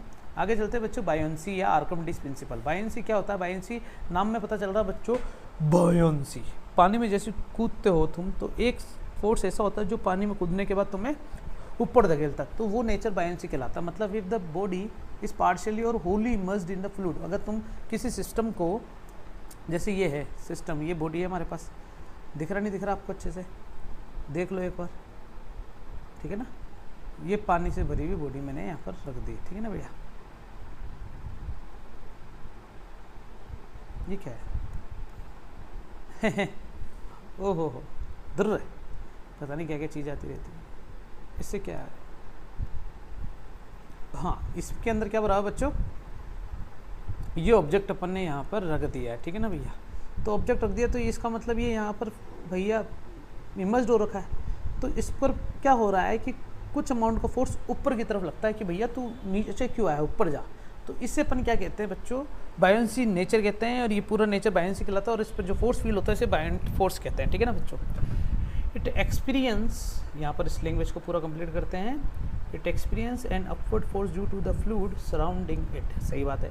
The phenomenon of the force exerted by the fluid on the body is called buoyancy and the force is called buoyant force and upthrust, इससे कहते हैं उत्प्लावक बल, है ना बच्चों। उत्प्लावन या उत्प्लावक बल कहते हैं, और इस प्रक्रिया को उत्प्लावन कहते हैं, ऊपर उठना। उत्प्लावन मतलब एकदम से बचीड़ पड़ना ऊपर की तरफ, भैया नीचे कूदा तो ऊपर, जैसे नॉर्मल रिएक्शन फोर्स होता है ना, किसी सरफेस पे फोर्स लगाते तो उतने अमाउंट पर नॉर्मल रिएक्शन फोर्स पीछे आता है, एक्शन रिएक्शन पेयर। वैसे फ्लूइड के अंदर एक्शन रिएक्शन पेयर तो नहीं बोलेंगे, लेकिन ये बायोंट नेचर कहलाता है, इसे बायोंसी फोर्स उसको फील होता है, ठीक है ना बच्चों। आर्किमिडीज ने इसका प्रिंसिपल दे दिया था, क्या दिया था कि अगर किस सिस्टम को फुली इमर्स कर दिया जाए, तो सोचो जरा कि पहली बात तो ये है कि ये H1 हाइट पर, इसकी टॉप सरफेस है H1 हाइट पर, और बॉटम सरफेस है क्या, कितनी बच्चों, H2 हाइट पर, तो अलग अलग हाइट पर हमारे पास मौजूद है, बिल्कुल सही है। तो इस वाले केस पर प्रेशर की अगर मैं बात करूँ तो एक इस पॉइंट पर प्रेशर लगेगा, एक इस पॉइंट पर प्रेशर लगेगा, तो प्रेशर P1 मान लेता हूँ, इसको प्रेशर को क्या बोल देता हूँ बच्चों, P2 मान लेता हूँ। प्रेशर बराबर होता है फोर्स अपॉन एरिया, तो फोर्स बराबर क्या जाएगा, P इंटू ए। तो जरा देखो एरिया तो दोनों तरफ सेम ही है, ऊपर नीचे, तो F1 किसके बराबर हो जाएगा बच्चों, A P1 के बराबर हो जाएगा, और F2 किसके बराबर हो जाएगा बेटा, A P2 के बराबर हो जाएगा, बोलो हाँ। अब P1 और P2 का मतलब क्या है, P एक्चुअली में एब्सोल्यूट प्रेशर को बताएगा बच्चों, किसको, एब्सोल्यूट प्रेशर को, और एब्सोल्यूट प्रेशर का फॉर्मूला हमने पहले निकाल लिया, P एब्सोल्यूट किसके बराबर होता है, P not plus P gauge, और P गेज का मतलब होता है P not plus rho g H. अब जरा सोचो, पहले वाली की बात करें तो हाइट H1 आएगी, ठीक है ना भैया, पहले वाले की अगर बात करें तो पहले वाले की हाइट कितनी आएगी बेटा, H1 आएगी, तो इस वाले के लिए जो टोटल प्रेशर लग रहा है वो कितना लग रहा है भैया, P not plus rho g H1, और नीचे वाले ये P1 हो गया, नीचे वाला जो P2 होगा वो P not plus rho g H2 लगेगा, बिल्कुल सही है। दोनों की वैल्यू आ चुकी है, दोनों की वैल्यू P1 P2 की वैल्यू इसमें रख दो बच्चों। देखो अगर मैं यहाँ पर सिग्मा ले लेता हूँ डेंसिटी, यहाँ पर रो की जगह सिग्मा डेंसिटी ले रखी, कोई बड़ी बात नहीं, और दोनों को फोर्स F1 और F2 अपन मिल गया, इसका मतलब ये F1 फोर्स है और ये F2 फोर्स है, तुम्हें पता है कि इसको अप थ्रस्ट मिल रहा है ऊपर की तरफ, तो ये F2 जो फोर्स मिल रहा है बच्चों नीचे की तरफ से, तो मुझे नेट फोर्स निकालना है ना, तो नेट फोर्स किसके बराबर आ जाएगा बेटा, F2 माइनस F1। तो इस वाले फॉर्मूले में F2 पहले लिखता हूँ, तो A into P not sigma g H2 minus A into P not sigma g H1। तो जरा सोचो, ए रो तो ए रो कट गया, बिल्कुल सही है, इसमें से सिग्मा जी कॉमन आ गया, सिग्मा जी कॉमन आ गया, क्या बचेगा बेटा, H2 माइनस H1 बचेगा, और बाहर ए चल ही रहेगा, पक्का ना बच्चे, बिल्कुल सही है। H2 माइनस H1 बच्चों देखो, H2 माइनस H1 को करता हूँ तो मुझे बीच की लेंथ मिलती L, तो बताओ बच्चों ये ए एल सिग्मा जी हो गया क्या, और एरिया इंटू लेंथ होता है वॉल्यूम, तो V सिग्मा जी, ये फॉर्मूला तुम रख सकते हो, ये फॉर्मूला आ गया बच्चे V सिग्मा जी। समझ में आया बच्चे, कोई परेशानी वाली बात तो नहीं है ना, ठीक है ना। इस तरीके से हम बायोंट नेचर को बन सकते हैं। तो हमारे पास फॉर्मूला मिल चुका है बच्चों बायोंट फोर्स का, बायोंट फोर्स का हमारे पास फॉर्मूला क्या मिल चुका है, तुम तो इस तरीके से याद रखना कि F2 माइनस F1 जो मिला था इसी तरीके से फॉर्मूला में मिला था, और एरिया इंटू तुम रो जी एल से याद रख लेना इसको बच्चों। एक्चुअली में रो जी एच होता है, लेकिन अगर किसी हाइट तक रख रहा तो वो रो जी एल होगा, और एरिया तो एरिया कहलाएगा, और एरिया इंटू एच को वी लिख देना, तो वी रो जी हमारे पास फॉर्मूला मिल गया, वी रो जी, और रो की जगह डेंसिटी चेंज कर दो तो वी सिग्मा जी। ये बायोंट फोर्स हमारे पास मिल चुका है। नेक्स्ट चलते हैं बच्चों, क्वेश्चन देखो स्क्रीन पे क्या लिखा हुआ है, you tube with both and open in atmosphere. इसका मतलब एटमोस्फेरिक प्रेशर तो लग ही रहा है बच्चों, क्या लग रहा है, एटमोस्फेरिक प्रेशर तो लग ही रहा है ना। तो इस एटमोस्फेरिक प्रेशर की अगर मैं बात करूं तो एटमोस्फेरिक प्रेशर हमारे पास PA दोनों तरफ है, बिल्कुल सही है। फिर क्या दे रहा हुआ है बच्चों, फिल्ड विद वाटर, है ना, मतलब आधा तो इसको पानी से भरा हुआ है यहाँ पर, है ना, तो मैं इसको पानी से भरूँगा इधर तक, ठीक है ना भैया, हाँ ये भर दिया बच्चों मैंने पानी से, ठीक है, देख लेना एक बार, लग रहा नहीं लग रहा भैया पानी से भरा हुआ, यहाँ तक पानी भरा हुआ है, और इधर तक कितना किससे भरा हुआ बच्चों, ऑयल से भरा हुआ है, तो ऑयल का कलर ये ले लेता हूँ, ठीक है ना भैया, यहाँ तक तो ऑयल भरा हुआ और वहाँ तक क्या बच्चों पानी से भरा हुआ है। तो हमें ये क्या दिया हुआ है, which is immiscible with water, सही है, ये एक दूसरे के साथ मिल नहीं रहे, poured into one side until it stand at distance of 10 metre above the water level. Water level से भी 10 मीटर ऊपर है बच्चों, ये वाटर लेवल से भी 10 मीटर अगर ऊपर है, तो उसका मतलब यहाँ पर पानी नहीं पहुँचा है, पानी सिर्फ कहाँ तक पहुँचा है बच्चों, पानी सिर्फ यहीं तक ही पहुँचा है ना, फाइनल वाटर लेवल जो दिख रखा है स्क्रीन पे ना, स्क्रीन पे फाइनल वाटर लेवल दिख रहा है ना बच्चों, ये रहा वाटर लेवल यहीं तक ही पहुँचा है, इसका मतलब टोटल यहाँ से लेके यहाँ तक कितना हो गया, ये 130 हो गया क्या बच्चों? बिल्कुल सही है। और यहाँ से लेके यहाँ तक कितना हो गया बच्चों ये? क्या ये 140 हो गया क्या नहीं हो गया mm में? बिल्कुल सही है। ओके, फिर क्या दिया हुआ है बच्चों? The density of the oil की बात करनी है। ओहो, तो तुम एक चीज़ बता दो बच्चों, दोनों तरफ प्रेशर तो क्या होने वाला है बच्चों? इक्वल होने वाला है। मतलब प्रेशर एट पॉइंट सी पर जो प्रेशर होने वाला है ना, प्रेशर एट पॉइंट सी पर बराबर होगा pressure at point B, pressure at point B पर और सी पर जो प्रेशर होने वाला बच्चों सेम होने वाला, तभी क्योंकि वाटर लेवल यहाँ से सेम हो गया, तो इस वाले केस पर और इस वाले केस पर जो भी प्रेशर लगेगा पास्कल लॉ से क्या आने वाला बच्चों? सेम आने वाला, हमें ऐसे पता है। ठीक है ना भैया, कोई बड़ी बात नहीं है, सही है। तो प्रेशर अगर मैं सी निकालता हूँ सी पर, तो हमें पता है प्रेशर एटमॉस्फेरिक प्रेशर आएगा और एक आएगा ρGH1 है ना, ऐसे बोल सकता हूँ। और पी बी की बात करूँगा तो पी नॉट एटमॉस्फेरिक प्रेशर, और क्या आएगा बेटा? ρGH2। तो पी नॉट, ये दोनों बराबर कर दूँ तो पी नॉट से पी नॉट काट दूँ, ρGH1 बराबर ρGH2, जिसमें रो यहाँ पर तो आएगा बच्चों ऑयल के लिए, फर्स्ट वाले के लिए, और यहाँ पर आएगा बच्चों किसके लिए? वाटर के लिए। जी से जी भी काट दो, तो रो ऑयल इंटू H1 बराबर आ गया रो वाटर इंटू H2। तो rho of oil, density of oil किसके बराबर हो जाएगी? Rho of water into H2 upon H1। H2 upon H1 पे पहले निकाल चुका हूँ, इसकी वैल्यू है बच्चों 130, इसकी वैल्यू है बच्चों 140, सही ना। H1 की वैल्यू कितनी बच्चों? 140 mm निकाल लिया था अपन ने, ठीक है। और ये कितना बच्चों? 130 mm है। तो डेंसिटी ऑफ वाटर कितना, जल्दी से बता दो बच्चों, वाटर की डेंसिटी क्या है हमारे पास? जल्दी बोलो। तो वाटर की डेंसिटी है हमारे पास 10⁻3, ये तो अपन ने पहले बता दिया, इंटू यहाँ पर आएगा बच्चों 130 और इधर आएगा 140, जीरो से जीरो काट दो, इसको इससे डिवाइड करोगे 14, तो पहला पॉइंट तो 9 ही आने वाला बच्चों। पहला पॉइंट तो क्या आएगा? 9, क्योंकि 13 एक नंबर से जब भी कम डिवाइड करते हैं तो 9 टाइम बोला जाता है ना, तो 0.9 समथिंग आएगा। 0.9 इससे मल्टीप्लाई करोगे तो आंसर लगभग सी के आसपास आएगा। कैलकुलेट करके देख लेना बच्चों, मैंने तो फिर भी ट्रिक बता दी। अगर तुम खुद सोचो, एक में 2 का डिवाइड करते हो तब भी क्या होगा बच्चों? एक में नहीं, एक में 2 का नहीं, वापस अगर 57 में 58 का डिवाइड करते हैं तो इस वाले केस में तुम यहाँ जीरो लगाओगे और 58 की टेबल बोलोगे, कब तक 9 टाइम बोलोगे, 100% आंसर आने वाला बच्चों ना। तो इसलिए 928 समथिंग ये आंसर हो सकता है, तुम इसकी वैल्यू निकाल के रख लेना बच्चों। This is the right answer of this question, ठीक है ना बच्चों। याद रखोगे यहाँ पर कौन सा फॉर्मूला यूज़ करा बच्चों अपन ने? पास्कल वाला, पास्कल वाली थ्योरी यूज़ करी बच्चों। कौन सी? पास्कल वाली थ्योरी। नेक्स्ट क्वेश्चन बच्चों हमारे पास स्क्रीन पे आएगा, देखो ये वाला नीट फर्स्ट पेपर जो था 2016 का, उसमें पूछा गया है ना। टू नॉन मिक्सिंग फ्लूइड है ना बच्चों, डेंसिटी दे रखी रो एंड एन रो, दोनों की अलग अलग डेंसिटी दे रखी है। एक किसी कंटेनर में है, तो सबसे पहले क्या बनाएंगे बच्चों? अपन कंटेनर बना दिया, दिख रहा है बच्चों कंटेनर, और 2 अलग अलग फ्लूइड है बच्चों। तो पहले दोनों फ्लूइड बना देता हूँ, दोनों की डेंसिटी भी यहाँ पर अपन बनाएंगे, ठीक है ना भैया। ओके बच्चों, इसको तो मैं हटा देता हूँ। 2 अलग अलग फ्लूइड है, दोनों में डेंसिटी किसकी ज़्यादा बच्चे? इमर्जिबल है, दोनों मिल नहीं रहे ना बच्चों, हाँ दोनों नॉन मिक्सिंग लिक्विड है ना। तो ऊपर वाले की डेंसिटी हल्की कर देता हूँ मैं थोड़ी, ये लो, और नीचे वाले की डेंसिटी थोड़ी सी भारी कर देता हूँ बच्चों। मैं भारी करूँगा तो मतलब ये वाले, ठीक है नहीं है, चलेगा ना बच्चों? बिल्कुल सही है।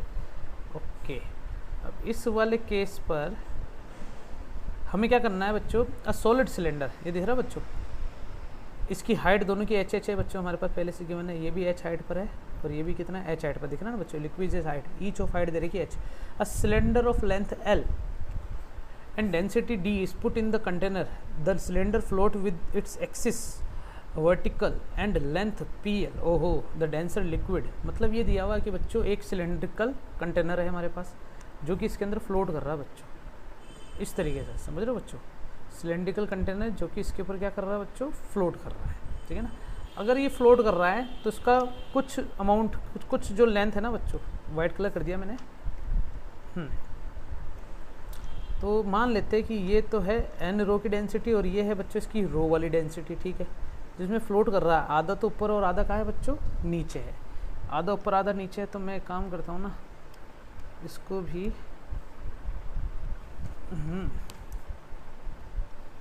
इसको मिटा देता हूँ,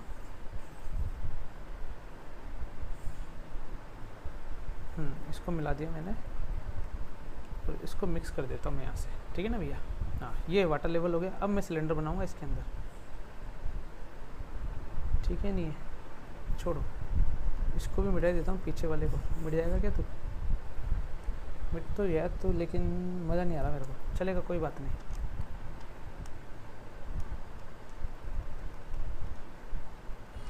अरे हो जा भैया, हो जा हो जा हो जा, ठीक है चलेगा। और मैंने यहाँ पर ये लाइन बना दी, ठीक है ना भैया। अब यहाँ पर बनाओ बच्चों सिलेंडर, आधा नीचे और आधा ऊपर फ्लोट कर रहा है इस तरीके से, है ना। कलर चेंज करूँ उसका मैं? कलर बता दो भैया। येलो कलर ले लो, ये white colour, colour red colour, कौन सा कलर? ये कलर, ठीक है चलेगा। तो जिसमें यहाँ से यहाँ तक की जो फ्लोटिंग है वो कितना दे रखी है बच्चों? PL है, ठीक है ना। वर्टिकल एक्सिस तो यहाँ पर हमें कितना दिया हुआ बच्चों? PL। और टोटल लेंथ कितनी बच्चों? L लेंथ थी ना, तो यहाँ से कितना फ्लोट बचा हमारे पास? L माइनस PL बचा गया, बिल्कुल सही है। ये बच्चों n रो की डेंसिटी और ये है इसकी रो वाली डेंसिटी, ठीक है ना। तो हमें निकालना, और इसकी डेंसिटी दे रखी बच्चों D, तो डेंसिटी D इज इक्वल तो हमें निकालना क्या है बच्चों? D डेंसिटी हमें फाइंड करना है। क्या निकालना है बच्चों? D डेंसिटी हमें फाइंड करना है। तो D डेंसिटी फाइंड करने के लिए कलर उठा लेता हूँ मैं तुम सबके लिए। यहाँ पर तुम्हें एक चीज़ तो पता चल गई कि इस पर कौन कौन सा प्रेशर लगने वाला है, ठीक है ना भैया। आधा ऊपर है और आधा नीचे है, तो डेंसिटी एक्चुअल निकालनी, डिपेंडेंसी निकालनी इसके अंदर, ठीक है ना बच्चों। तो जरा देखो, सबसे पहले इस पर जो प्रेशर लगेगा नीचे वाले की अगर मैं बात करूँ, नीचे वाले की, तो उसका वाइट कलर भी लेना पड़ेगा, तभी दिख पाएगा अपन को। यहाँ से लेके यहाँ तक कितना है बच्चे? PL है। कितना है बच्चे? PL है। तो इस वाले केस की अगर मैं बात करता हूँ, इधर आ जाओ, तो इस वाले केस पर एरिया कितना लग रहा है बच्चों? एरिया तो वही लगेगा जो है एक्चुअली में, ठीक है ना।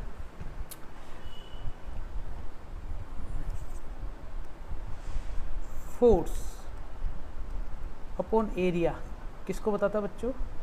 प्रेशर को बताता है। तो F बराबर क्या आ जाएगा? Pressure into area. तो नीचे वाले पर जो टोटल फोर्स लग रहा है वो प्रेशर नीचे वाले के प्रेशर के बराबर, मतलब P1 मान लेते हो, और एरिया A है। और ऊपर जो फोर्स लगेगा F1 है, ये F2 है, ये किसके बराबर होगा बेटा? P2 इंटू A के बराबर होगा। सही बात है कि नहीं? है बच्चों, बिल्कुल समझ में आ गया 100%। चलेगा ना, आगे चल सकते हैं अपन, ठीक है ओके। तो मैं F1 की अगर मैं बात करता हूँ, F1 की, तो रो1 की बात कर रहे हैं ना, प्रेशर की है ना। तो F1 के लिए जो प्रेशर होगा, कौन सा प्रेशर बेटा? Gauge pressure. कौन सा प्रेशर? Gauge pressure. किसके बराबर होता है? रो GH। तो रो डेंसिटी आ जाएगी, G चल ही रहा है, और H मतलब हाइट। हाइट कितना है बच्चों नीचे वाला? क्या PL हाइट पर ही है क्या? बिल्कुल सही है। तो यहाँ पर आ जाएगा बेटा रो GPL इंटू A। ये मुझे मिला है F1। और F2 की वैल्यू यहाँ पर लिखना पड़ेगा, F2 बराबर रो GL minus PL into A। बोलो हाँ, समझ में आया नहीं आया? बिल्कुल सही है बच्चों। F1 और F2 दोनों फोर्स हमारे पास निकल चुके हैं। चलेगा बच्चे? देख लो एक बार अच्छे से देख लो, 100%, ठीक है ना। तो इस पर अगर मैं बात करता हूँ कि इस सिलेंडर पर जो बायंट फोर्स लगेगा, जो हम पहले से निकाल चुके हैं ना, एरिया इंटू रो तो नहीं आएगा, D आएगा, D G इंटू इसकी लेंथ कितनी? L है। वो बायंट फोर्स किसके बराबर होने वाला है बेटा? क्या F1 और F2 दोनों के बराबर होगा क्या? कितना फोर्स इस पर फील हो रहा है? बिल्कुल सही है।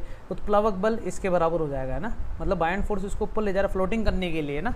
तो F1 और F2 देखो, बायंट फोर्स आ रहा है तो ऊपर जा, लेकिन ऊपर वाला लिक्विड कह रहा है कि नहीं तो अंदर ही रहे। तो इसलिए दोनों फोर्स क्या है? बायंट फोर्स को बैलेंस करने के लिए काम आएगा। तो A D G L किसके बराबर आ जाएगा बेटा? F1 है रो G PL A plus row G L common ले लेता हूँ, 1 माइनस P बच जाएगा बच्चे। क्या बच जाएगा? 1 माइनस P। अच्छा, ऊपर वाले में N रो आएगा बच्चे, है ना। ऊपर वाले की डेंसिटी नहीं, नीचे वाले की डेंसिटी ज़्यादा है, तो यहाँ पर N रो आएगा डेंसिटी, ठीक है ना। हाँ, यहाँ पर N रो आने वाला, तो इधर आ जाएगा एक और N आ जाएगा बस, और कुछ नहीं। और ये चल ही रहा है, इसको चलने दो, ये तो चल ही रहा है, इसको चलने दो। इसको वापस लिख देता हूँ मैं तुम्हारे सामने। तो कितना आएगा बेटा? इसकी फॉर्मूला है बच्चों रो GL minus PL into A। कोई बड़ी बात नहीं। अब देखो A और G तो कट गया, तो यहाँ से G गायब हो गया, A गायब हो गया, G गायब हो गया, A गायब हो गया। क्या क्या बचा बच्चे? D बचा, L बचा, NLP। सही है ना बच्चे? चलेगा, कोई परेशानी वाली बात? बिल्कुल सही है। और यहाँ पर बच रहा है रो कटाएगा नहीं, यहाँ पर रो बचा हुआ है, रो L कॉमन ले लेता हूँ, तो 1 माइनस P बच रहा है। तो L से फिर कट गया, तो D की वैल्यू आई बेटा रो N P प्लस रो P, सॉरी यहाँ पर माइनस आएगा। तो रो P और रो P दोनों को कॉमन ले लो बच्चों। मेरी राइटिंग मिसमैच हो रही है बच्चों तुम्हारे सामने, है ना। हाँ, राइटिंग तुम्हें लग रहा होगा कि क्या चल रहा है, इसको वापस कैलकुलेट कर सकते हैं अपन अच्छे से, है ना। ये तो काट दिया अपन ने, तो यहाँ से बचा डी, एल से एल भी काट दो बच्चों, तो एन रो पी बच रहा है, और यहाँ से भी एल कट गया था तो रो 1 माइनस पी बच रहा था, तो एन रो पी चल रहा है, रो अलग से है, रो पी अलग से, तो रो पी और रो पी कॉमन लेता हूँ तो बचता हमारे पास बच्चों n माइनस वन, क्या बचता है n माइनस वन, और अगल में क्या चल रहा है, रो चल रहा है, तो दोनों से रो कॉमन ले लूँ, तो p into n minus one plus one into rho, तो हमारे पास n माइनस वन की सीरीज़ कौन सी, एक तो ये वाली और एक ये वाली है, लेकिन 1 आना चाहिए था साइड में, तो हमारे पास ऑप्शन क्या है बच्चों, b is the right answer. समझ में आ गया बच्चे। तो इस तरीके से बाय एंड फोर्स को बैलेंस कर दिया। तुम्हें सोच रहे होगे बच्चों कि बाय एंड फोर्स जब अपन ने निकाला था तो यहाँ पर हमने F1 माइनस F2 किया था नेट फोर्स निकालने के लिए, लेकिन बच्चों सोचो जरा, F1 और F2 एक ही सिंगल लिक्विड में था, यहाँ पर दो अलग अलग लिक्विड है ना, तो इसलिए ऊपर वाला इसको बोलेगा तू अंदर रहे और नीचे वाला बोलेगा नहीं चल बाहर निकल, तो दोनों बैलेंस करके रख रहे हैं बाय एंड फोर्स को, उसको ऊपर उठाने के लिए, ठीक है ना, इसलिए मैंने यहाँ पर दोनों को सम किया है। आगे चले बच्चों, अगला आता है बच्चों हमारे पास हाइड्रोडायनेमिक। हाइड्रोडायनेमिक मतलब अपन बात करेंगे, मैं बता देता हूँ बच्चों, यहाँ पर अपन ने प्रेशर की बात कर ली सारी, प्रेशर और डेंसिटी पे जो क्वेश्चन बनते थे पिछले साल के मैंने डिस्कस कर लिए, तुम प्रैक्टिस कर सकते हो, इसी पर बाय एंड फोर्स पर ट्राई कर सकते हो क्वेश्चन बच्चों, है ना, ठीक है ना। हाइड्रोडायनेमिक मतलब फ्लो की बात करेंगे अपन अब, कि फ्लो के टाइप क्या क्या होते हैं अलग अलग, है ना। When the fluid moves in such a way that there are relative motion among the fluid particle, the fluid is said to be flowing। सही बात है, बिल्कुल सही है। अगर रिलेटिव मोशन होने लग जाता है ना फ्लूइड पार्टिकल्स के बीच में, तो वहाँ पर हाइड्रोडायनेमिक में आता है, और fluid is said to be flowing, कि फ्लूइड हम बोल सकते हैं कि पार्टिकल लेयर बाय लेयर एक दूसरे के साथ रिलेटिव मोशन करते हुए चल रहे हैं। सीधी सी बात है बच्चों कि पानी के ऊपर चलता है, ये तो पता है ना, बिल्कुल सही है। सड़क पे तो चल ही रहा है, रोड पे भी चल रहा है, सही है, किसी भी कंटेनर में चल सकता है, लेकिन पानी को फ्लो करने के लिए अपने पार्टिकल के ऊपर पैर रख के चलना पड़ता है। वहाँ विस्कोसिटी की बात भी अपन करेंगे, वहाँ फ्रिक्शन नहीं आएगा, ठीक है ना। तो टाइप्स ऑफ फ्लो पहले देखते हैं बच्चों, स्टेडी और अनस्टेडी। तो स्टेडी और अनस्टेडी फ्लो को स्टेबल और अनस्टेबल फ्लो भी बोल सकते हैं। मैं बताऊँ बच्चों, देखो ये दिख रहा तुम्हें, यूनिफॉर्म फ्लो और नॉन यूनिफॉर्म फ्लो ही स्टेडी और अनस्टेडी फ्लो है। मतलब देखो कि हर पॉइंट पर तुमने देखा है कि वेक्टर को रिप्रेजेंट कर रहा है, वेक्टर मतलब इसकी स्पीड को बता रहा है, तो हर पॉइंट पर वेलोसिटी और स्पीड इसकी क्या है बच्चों, कांस्टेंट है, दिख रहा है, लेंथ सेम है, लेकिन यहाँ पर कभी बढ़ रही है और कभी घट रही है। ऊपर वाला फ्लो ज़्यादा है, नीचे वाला फ्लो कम है, तो वो नॉन यूनिफॉर्म है, अनस्टेबल है। और स्टेबल मतलब जब उसमें फ्लो हर पॉइंट पर, हर फिक्स पॉइंट पर स्टेबिलिटी रहे, पॉइंट की वेलोसिटी कांस्टेंट रहे, तो वो स्टेबल फ्लो हो गया हमारे पास। तो ये डेफिनेशन तुम पढ़ के देख लेना स्टेडी और अनस्टेडी फ्लो में। फिर आता है स्ट्रीमलाइन फ्लो। स्ट्रीमलाइन फ्लो और लेमिनार फ्लो बच्चों दोनों सेम ही है। लेमिनार नाम से पता चल रहा है बच्चों कि लेमिनार मतलब एक सिंगल पैरेलल लाइंस में मोशन होता है किसी पार्टिकल का, वाटर पार्टिकल का, तो वो कौन सा मोशन कहलाता है बच्चों, स्ट्रीमलाइन फ्लो कहलाता है। और टर्बुलेंट फ्लो क्या होता है, टर्बुलेंट फ्लो क्या होता है, जिसमें पार्टिकल क्या होते हैं, एक दूसरे के पैरेलल मोशन में नहीं रहते, अव्यवस्थित रूप से गति करते, कोई डायरेक्शन फिक्स नहीं होती उनमें, ठीक है ना बच्चों। There is no fix direction for in turbulent flow, और ये रेनॉल्ड नंबर पे डिपेंड रहते हैं बच्चों, याद रख लेना। और लेमिनार फ्लो के अंदर क्या है बच्चों, लेमिनार फ्लो के अंदर पैरेलल रहते हैं, हर पॉइंट पर वेलोसिटी कांस्टेंट रह सकती है, लेमिनार फ्लो हो गया हमारे पास। नेक्स्ट आता है बच्चों, ये डेफिनेशन पढ़ के देखना, तुम्हें समझ में आ जाएगा लेमिनार फ्लो क्या होता है, स्ट्रीमलाइन फ्लो क्या होता है। हाँ, the steady flow, the particle passing through the given point flow same path enhance unique line of flow, मतलब एक तो पाथ भी सेम होना चाहिए और यूनिक लाइन ऑफ फ्लो होना चाहिए, तो path is called stream line. वो पाथ स्ट्रीम लाइन फ्लो कहलाता है और उस नेचर को लेमिनार फ्लो कहते हैं। समझ में आया बच्चों। नेक्स्ट अपन आगे चल सकते हैं, कंप्रेसिबल और इनकम्प्रेसिबल फ्लूइड। कंप्रेसिबल मतलब कंप्रेस्ड फ्लूइड हो जाएगा, ठीक है ना, डेंसिटी बढ़ जाए तो कंप्रेसिबल है, और डेंसिटी में कोई फर्क नहीं आता तो इनकम्प्रेसिबल है। जैसे भाई यहाँ पर लिख रहा है बच्चों, compressible flow the density of the fluid varies from point two point, मतलब हर अलग अलग पॉइंट पर डेंसिटी अगर बदलने लग जाए तो वो फ्लूइड क्या है, कंप्रेसिबल है। कहीं पर डेंसिटी बढ़ा रहे, कहीं पर घटा रहे, मतलब कंप्रेस्ड कर रहे हैं ना, तो दिस नॉट कांस्टेंट है तो फ्लूइड इज कॉल्ड इनकम्प्रेसिबल, और कंप्रेसिबल फ्लूइड हमारे पास यहाँ पर हो गया। और अगर कांस्टेंट नहीं हो रहा है ना, in incompressible flow the density of the fluid remain constant throughout the liquid and generally incompressible when gas are compressed। सही है ना बच्चों, क्या लिखा है बच्चों, लिक्विड जो है जनरली किस में माना जाता है बच्चों, इनकम्प्रेसिबल, जबकि गैस जो होती है कंप्रेस्ड होती है। जैसे एलपीजी गैस हमारे घर पे जो सिलेंडर आ रहा है वो क्या है, कंप्रेस्ड है, लिक्विड फॉर्म में। लाइटर होता है ना, लाइटर में भी बच्चों गैस भरी होती है, हमें लिक्विड दिखता है लेकिन वो कंप्रेस्ड गैस है ना। एक आता है रोटेशनल और इरोटेशनल फ्लो। कंप्रेस्ड और इनकम्प्रेसिबल समझ में आ गया होगा, ठीक है ना। रोटेशनल और इरोटेशनल फ्लो बच्चों तुमने देखा होगा कि पानी कभी रोटेशन मोशन में भी रहता है, ऐसे गोल गोल घूमता रहता है, भौरी बनाता रहता है। तो मैं इसमें समझाना चाहता हूँ कि अगर जो पाथ रोटेशन मोशन में और उसमें पार्टिकल भी ऐसे गोल गोल घूमते हुए जा रहे हैं तो वो तो रोटेशन हो गया। जैसे वाटर पार्टिकल है बच्चों सारे, जैसा पाथ ट्रेवल हो रहा है उसी पाथ में ये अपने आप को रोटेट करने लग जाए, हर पॉइंट पर डायरेक्शन चेंज करने लग जाए तो ये तो रोटेशनल है। और जो हर पॉइंट पर डायरेक्शन चेंज ना करे, जैसे इस पॉइंट पर इसकी डायरेक्शन ये है, इस पॉइंट पर भी डायरेक्शन ये है, इस पॉइंट पर भी डायरेक्शन ये है, इस पॉइंट पर भी डायरेक्शन ये है, मतलब ये रोटेशन मोशन के साथ अपने पार्टिकल का मोशन भी रोटेशन नहीं करते तो वो रोटेशनल हो गया है ना। जैसे मान लो पानी की बोतल है, पानी अगर गोल गोल घूम रहा है तो पानी की बोतल भी उसके साथ साथ गोल गोल घूमने लग जाती है, तो वो तो रोटेशनल हो गया। और अगर पानी की बोतल गोल गोल ना घूमे, वो लगे है मैं क्यों घूमूँ, तो वो इरोटेशनल हो गया। डेफिनेशन पढ़ के देख लेना बच्चों, 100% समझ में आ जाएगा तुम्हें। फिर आता बच्चों equation of continuity. Equation of continuity मतलब जितना पानी हमने इसमें डाला है इस सेक्शन में, उतना ही पानी यहाँ से बाहर निकलेगा, जिससे अपन कहते हैं बच्चों डिस्चार्ज। क्या कहते हैं बेटा? डिस्चार्ज ऑफ फ्लूइड, फ्लूइड का डिस्चार्ज। एक होती है बच्चों डिस्चार्ज ऑफ चार्ज भी होता है, डिस्चार्ज ऑफ एनर्जी होता है। जैसे मान लो कि टूटी में पानी नल चालू करते हैं ना अपन, तो पानी जितना बाहर आ रहा है, इसका मतलब जहाँ से अपन ने पानी उठाया है टैंक से, वो टैंक से जो पानी हमने उठाया, जितना पानी उसने उठाया उतना का उतना पानी बाहर निकलेगा। मतलब वॉल्यूम क्या रहने वाला बेटा? कांस्टेंट रहने वाला है। वॉल्यूम क्या रहने वाला है बच्चे? कांस्टेंट रहने वाला है, ये ध्यान रख लेना बच्चों। या फिर अपन ऐसा बोल सकते हैं कि mass per unit time, change in mass per unit time हमेशा क्या रहने वाला है बेटा? कांस्टेंट रहने वाला है। मतलब जितने मास का पानी हमने अंदर दिया उतने मास का पानी बाहर निकलेगा स्पेसिफिक टाइम पीरियड में। ये देख लो बच्चों, m1/Δt m2/Δt के बराबर होगा। चाहिए बच्चों, समझ में आ गया? सोच लो बच्चों, कोई परेशानी वाली बात तो नहीं ना? 100% आ गया ना बच्चों? जल्दी से बोलो बच्चों, जल्दी बोलो बच्चों, जल्दी बोलो। आया ही नहीं आया? अरे आया ही नहीं आया बच्चों, जल्दी से बोलो। बिल्कुल सही है।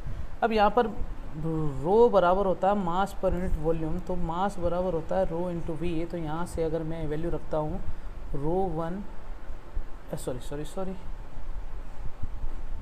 यहाँ पर अगर मैं वैल्यू रखता हूँ तो मैं आगे देखता हूँ कि क्या चलेगा बच्चों हमारे पास। ठीक है, सामने चलेगा। ठीक है, ये सारी चीज़ें हमारे पास चलती है। तो ये बच्चों इक्वेशन ऑफ कंटिन्यूटी हमारे पास है, इसको सही कर देता हूँ। इक्वेशन ऑफ कंटिन्यूटी हमारे पास मौजूद है ना। ठीक है ना बच्चों? तो यहाँ से रो 1 की वैल्यू, रो 1 इस तरीके से निकाला था। मैं इसको वापस क्लीन करके समझाऊँ, देख लेना एक बार अच्छे से ना। ठीक है ना? मैंने बताया था कि मास जो है ना, rate of change of mass, वो कांस्टेंट रहना चाहिए दोनों तरफ। मतलब जितना मास अंदर एंटर हुआ उतना मास बाहर निकलना चाहिए। इसे अपन कहते हैं डिस्चार्ज लो, है ना। कि डिस्चार्ज जो होना चाहिए बच्चों कांस्टेंट होना चाहिए। डिस्चार्ज का फॉर्मूला एक्चुअली में क्यू से रिप्रेजेंट करते हैं ना। तो जरा देखना, मास होता है बच्चों rho into volume divided by del T. Rho 1 V1 divided by del T बराबर होगा rho 2 V2 divided by del T. अब V1 जो है वो area 1 into V1 velocity D1। समझ रहे हो बच्चों? मतलब ये V1 वेलोसिटी से D1। सोचना जरा कि यहाँ से यहाँ तक का जो डिस्टेंस ट्रेवल होगा, डिस्टेंस अपॉन टाइम बराबर ही होता है वेलोसिटी, है कि नहीं बच्चों? तो डिस्टेंस कितना हो जाएगा? V1 इंटू डेल टी हो जाएगा क्या? तो ये D मिल गया, हमें एरिया मिल गया, तो इतने से का वॉल्यूम कितना हो गया? Area into D. बोलो हाँ। तो एरिया इंटू डी, यहाँ से एरिया इंटू डी, और डी की वैल्यू है V1 डेल्टा टी। तुम्हें समझ में थोड़ी आया होगा बच्चों? बोलो समझ में आया नहीं आया? मैं तुम्हें फिर समझा देता हूँ बच्चों। वॉल्यूम निकालने के लिए हमारे पास फॉर्मूला होता है बच्चों, एरिया इंटू लेंथ होता है एक्चुअली में। ये तो अपन को पता ना। तो एरिया मुझे पहले से पता है A1 है। अब लेंथ मतलब यहाँ से लेके यहाँ तक की लेंथ चाहिए। तो यहाँ से लेके यहाँ तक की लेंथ कितनी? L1 मान लेता हूँ। तो मुझे मान लो L1 चाहिए, तो L1 अपॉन डेल टी ही V1 मुझे दिया हुआ है, तो L1 बराबर V1 डेल्टा टी हो जाएगा कि बिल्कुल सही है। तो यहाँ पर हो गया A1, ये वेलोसिटी V1 और ये डेल्टा टी। ये कितना मिला बच्चों? वॉल्यूम अपन को मिल चुका है। इसी प्रकार वॉल्यूम V1 मिला है, V2 भी निकल सकता है। तो बताओ यहाँ से मैं वैल्यू अगर निकालता हूँ तो डेल्टा टी इधर भी था, तो नीचे डेल्टा टी से डेल्टा टी कैंसिल आउट हो गया ना। यहाँ पे भी डेल्टा टी था, कैंसिल आउट हो गया, बात खत्म। तो आ गया रो 1 A1 V1 बराबर आ गया रो 2 A2 V2। अब सोचो बच्चों, जिस डेंसिटी का वाटर अपन ने यहाँ सप्लाई करा है उतनी डेंसिटी का वाटर ही बाहर निकलेगा। मतलब रो 1 रो 2 लिखने की जरूरत नहीं है, दोनों बराबर है। तो यहाँ से रो 1 से रो 2 कैंसिल हो गया। इसका मतलब A1 V1 बराबर हो गया A2 V2। इसका मतलब एरिया और वेलोसिटी, एरिया और वेलोसिटी क्या रहेगी बेटा? हमेशा कांस्टेंट रहेगी। इसे अपन बोलते हैं डिस्चार्ज। क्या बोलते हैं बेटा? डिस्चार्ज। डिस्चार्ज, अरे डिस्टेंस क्यों लिख दिया मैंने? डिस्चार्ज क्या बोलते हैं बच्चे? डिस्चार्ज। इसका फॉर्मूला होता है Q, area into velocity. A1 V1 बराबर A2 V2। इसे याद रखोगे बच्चों, ये डिस्चार्ज हो गया। एक क्वेश्चन है हमारे सामने स्क्रीन पर कि एक cylinder cube spray pump has the radius of R। Cylinder हमारे पास दे रखा है बच्चों इस तरीके से। ठीक है ना? इसको थोड़ा सा रोटेट कर लूँ मैं। ये क्वेश्चन देख लेना, बढ़िया सा क्वेश्चन है हमारे पास, जिसकी रेडियस कितनी दे रखी है बच्चों हमारे पास? ये रेडियस हमारे पास कितनी दे रखी है गाँव वालों? R रेडियस दे रखी है, और इसमें छोटे छोटे होल दे रखे बच्चों हमारे पास। क्या दिया? हमें छोटे छोटे होल दे रखे इसमें। ठीक है ना?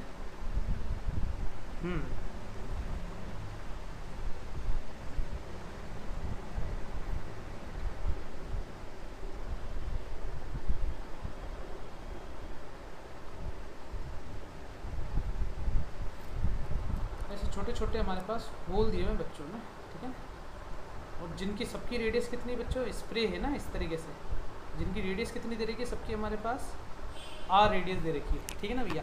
तो हमें ऐसा दे रखा है कि एन फाइन होल है, नंबर ऑफ होल कितने हैं, स्प्रे बनाया ना, नंबर ऑफ होल है बच्चों एन, जिसकी रेडियस है आर, और जो सिलेंडर जिसमें पानी अपन ने सप्लाई करा था वो कितना है बच्चों हमारे पास, कितना है बच्चों, वो है हमारे पास कैपिटल आर रेडियस का, बिल्कुल सही है।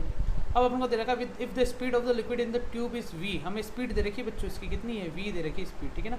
Then the speed of the injection of the liquid through the hole, hole से जो कितनी स्पीड से बाहर निकलेगा, तो मैं इसको वी डैश बोल देता, बिल्कुल सही है। अब तुम्हें पता है कि डिस्चार्ज जो रहेगा वो कॉन्स्टेंट रहेगा, डिस्चार्ज रहेगा बच्चों कांस्टेंट, डिस्चार्ज मतलब एरिया इनटू वेलोसिटी हमेशा क्या रहने वाला बच्चों, कांस्टेंट, मतलब a1 v1 वेलोसिटी से जो बाहर निकल रहा है a2 वेलोसिटी v2 वेलोसिटी के बराबर होना चाहिए ना, a2 v2 के बराबर होना चाहिए। तो a1 तो a1 है ही, मतलब पाई आर स्क्वायर, बिल्कुल सही है। वेलोसिटी कितनी v है, a2 कितना n into pi r square हो जाएगा, बिल्कुल सही है। मतलब एक होल की अगर एरिया पाई आर स्क्वायर है और n होल का कितना हो जाएगा n पाई आर स्क्वायर, और v2 कितना है v डैश मान लिया, तो पाई से पाई कैंसिल, तो यहाँ से एन आर स्क्वायर का डिवाइड करता हूँ तो capital r square small r square, v के नीचे एन का डिवाइड कर दिया, ये वी डैश मिल गया, तो वी डैश में r square by r square, ये फॉर्मूला है, ये फॉर्मूला ये रहा बच्चों, हाँ d is the right answer बच्चों। एन भी अकेला आना चाहिए, वी अकेला आना चाहिए, और r square upon small r square. समझ में आया नहीं आया बच्चों, पक्का क्लियर है, सोच लो जरा बच्चों अच्छे से।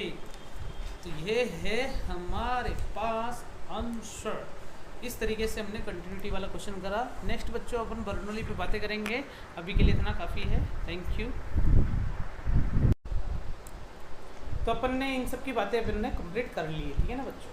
तो ये हमारे पास टाइम पहुंचने का टाइम, ये रेंज है, ये मैक्सिमम रेंज है, जो कि किसके बराबर आई थी बच्चों अपने पास, एच हाइट के बराबर आई थी। अपन एक क्वेश्चन देखते हैं, हमारे सामने क्या दे रखा है बच्चों, a small hole of area cross section 2 mm square is present near the bottom of the fully filled open tank height 2 metre. एक ओपन टैंक है बच्चों हमारे पास, ठीक है ना बेटा, क्या दिया हुआ अपन को, एक टैंक दिया हुआ है ना, टैंक ऐसा बना हुआ है कि दूसरा बना हुआ है, नॉर्मली बनाते हैं दुकान। ये है बच्चों हमारे पास जिसमें भरा हुआ पानी, जिसकी हाइट कितनी बच्चों हमारे पास कितनी दे रखी है, हाइट यहाँ से लेके हाइट है इसकी हमारे पास 2 मीटर हाइट है, ठीक है ना। और यहाँ पर बिल्कुल बॉटम के थोड़ा सा पास में यहाँ पर छेद कर रखा है, ऐसा बोला है ना बच्चों, near the bottom of the fully tank है ना, टैंक पूरा भरा हुआ है, यहाँ से पानी पूरा यहाँ तक भरा हुआ है, ठीक है ना बेटा, वेरी गुड, ओके। अब यहाँ से पानी जो है वो बाहर निकल रहा है कितनी वेलोसिटी से, पहली बात तो ये है, ठीक है ना। तो हमें पता है वी बी वेलोसिटी तो 2gh से बाहर निकलेगा, बिल्कुल सही है। दूसरा हमें हाइट दे दी है, इसका एरिया मुझे दे रखा बेटा है ना, एरिया कितना दे रखा है 2 mm स्क्वायर। तो जो एरिया है नीचे वाले का 2 mm स्क्वायर, इसको मीटर में चेंज करूँगा तो 2 × 10⁻³ का स्क्वायर इंटू मीटर स्क्वायर हो जाएगा, क्या मतलब 2 × 10⁻⁶ मीटर स्क्वायर। ये तो मुझे क्या मिला है बच्चे, एरिया मिल चुका है, क्या मिल चुका है बच्चे, मुझे एरिया मिल चुका है, चलेगा बच्चे, ठीक है। जी की वैल्यू अपन को बोला गया भैया 10 लेना है, तो नहीं बोलता तब भी मैं 10 ही लेता, क्या बात है। The rate of flow of water through the open hole, मतलब अपन को रेट ऑफ फ्लो मतलब निकालना क्या बच्चों, डिस्चार्ज निकालना है। और हाँ या ना बच्चों, ये तो मैंने तुम पहले बता दिया, डिस्चार्ज, और डिस्चार्ज मतलब होता है मास पर यूनिट टाइम कितना निकल रहा है। और एक्चुअली में इसका फॉर्मूला a1 v1 बराबर a2 v2, याद है बच्चों नहीं है कंटिन्यूटी इक्वेशन से। तो डिस्चार्ज निकालना तो एरिया इंटू वेलोसिटी, तो मुझे एरिया तो दे रखा है 2 × 10⁻⁶, वेलोसिटी का मतलब हो गया √2gh, तो हमारे पास 2 × 10⁻⁶ इंटू रूट में 2 इंटू जी की वैल्यू 10, h कितनी दे रखी, हाइट 2 मीटर दे रखी, तो यहाँ पर लिख दिया बेटा मैंने 2, चलेगा। तो हमारे पास आंसर आया है 2 × 10⁻⁶ इंटू 2 बाहर ले लेता हूँ, रूट का 10 अंदर बच गया है, रूट का 10 बच गया तो लगभग 3 पॉइंट आंसर आएगा बच्चों इसका। तो 2 2 जा तो ये तो हो गया 4, 10⁻⁶ चल रहा है, और ये 3 पॉइंट समथिंग आंसर आएगा। मतलब ये √10 जो है ना वो ये √9 और √16 के आसपास है, तो 3.2 ले लेता हूँ इसका आंसर में ना। तो 32 दूनी 64 या 4 दूनी 8, 4 से 12, 12 पॉइंट समथिंग आंसर आ रहा है ना, तो हमारा आंसर ये रहेगा 12 पॉइंट समथिंग, चलेगा बच्चे, हाँ या ना, जल्दी से बोलो हाँ। अरे हाँ या ना, डिस्चार्ज निकालना था ना भैया, कुछ भी नहीं है इसमें दिमाग लगाने की जरूरत, बड़ा सिंपल सा क्वेश्चन था ये, ठीक है ना।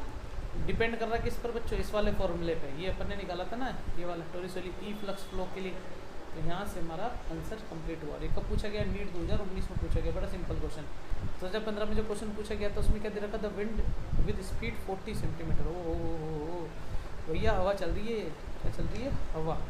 तो ये हमारे पास हवा चल रही है, ठीक है ना। तो मैंने हवा चला ली। हवा चलाने के बाद कलर भी चेंज कर देते थोड़ा। क्या दिया हुआ है बेटा? 40 मीटर पर सेकेंड की स्पीड से चल रही है। Parallel to the roof of the house है ना, roof top of the house. तो रूफ टॉप हमें दे रखा, हाउस बनाना पड़ेगा पहले अपन को। ये मैंने हाउस बना दिया भैया, और इसके पैरेलल चल रही है। वाह वाह भाई वाह। और हाउस का एरिया भी दे रखा 250 मीटर स्क्वायर। मतलब मुझे ये गिवन है बेटा एक्चुअली में, हाउस का ये वाला एरिया मुझे गिवन है। कितना है बेटा? एरिया मुझे दे रखा है 250 metre square. Assuming that the pressure inside the house is atmospheric pressure, ठीक है।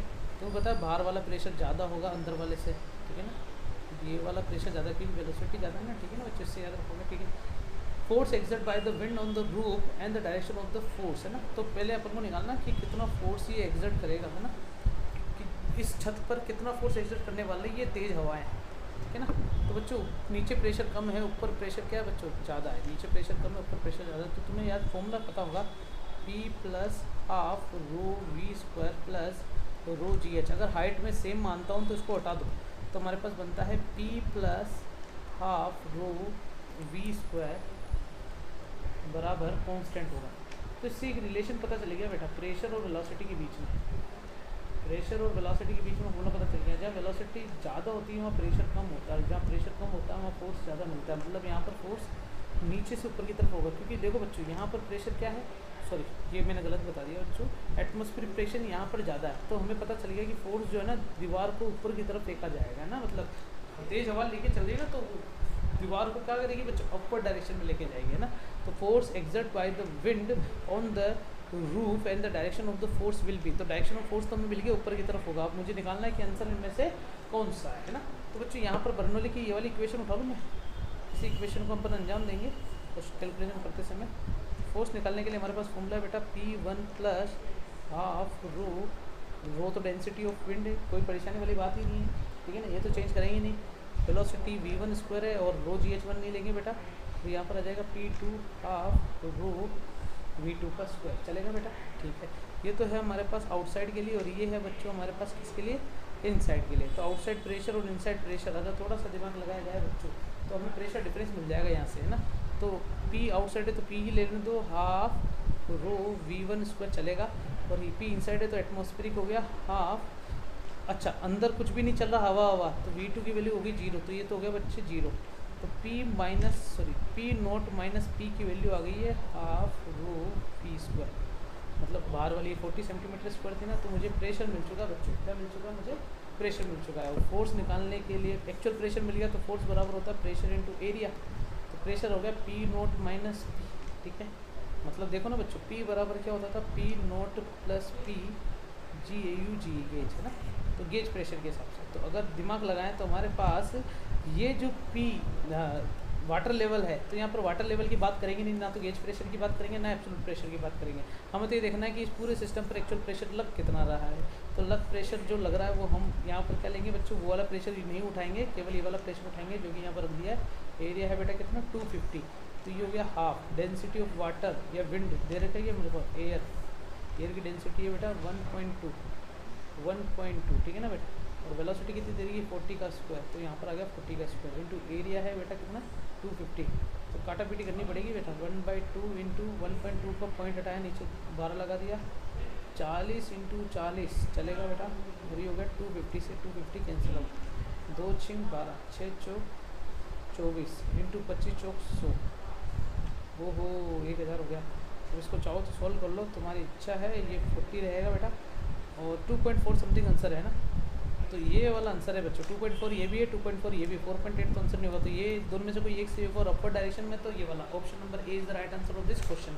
क्लियर है बच्चों? समझ में आया? बोलो हाँ, पक्का ना बच्चों? चलेगा?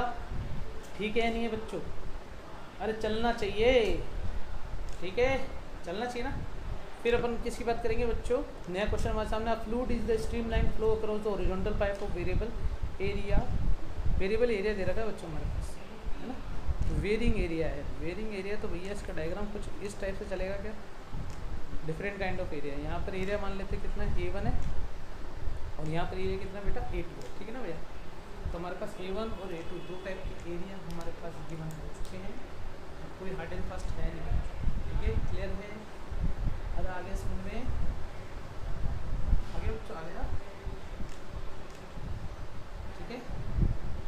The fluid is in stream line flow across, तो मैं देखना कि कौन सा करेक्ट है। The velocity is maximum at the narrowest part, सही है, and the pressure is maximum at the widest part, मुझे पहले ऑप्शन सही लग रहा मेरे को। तो फिर velocity and pressure both are maximum at the nearest part, ये तो गलत है। Velocity and pressure both are maximum widest part, गलत है। Velocity is minimum at the nearest part, ये भी गलत है।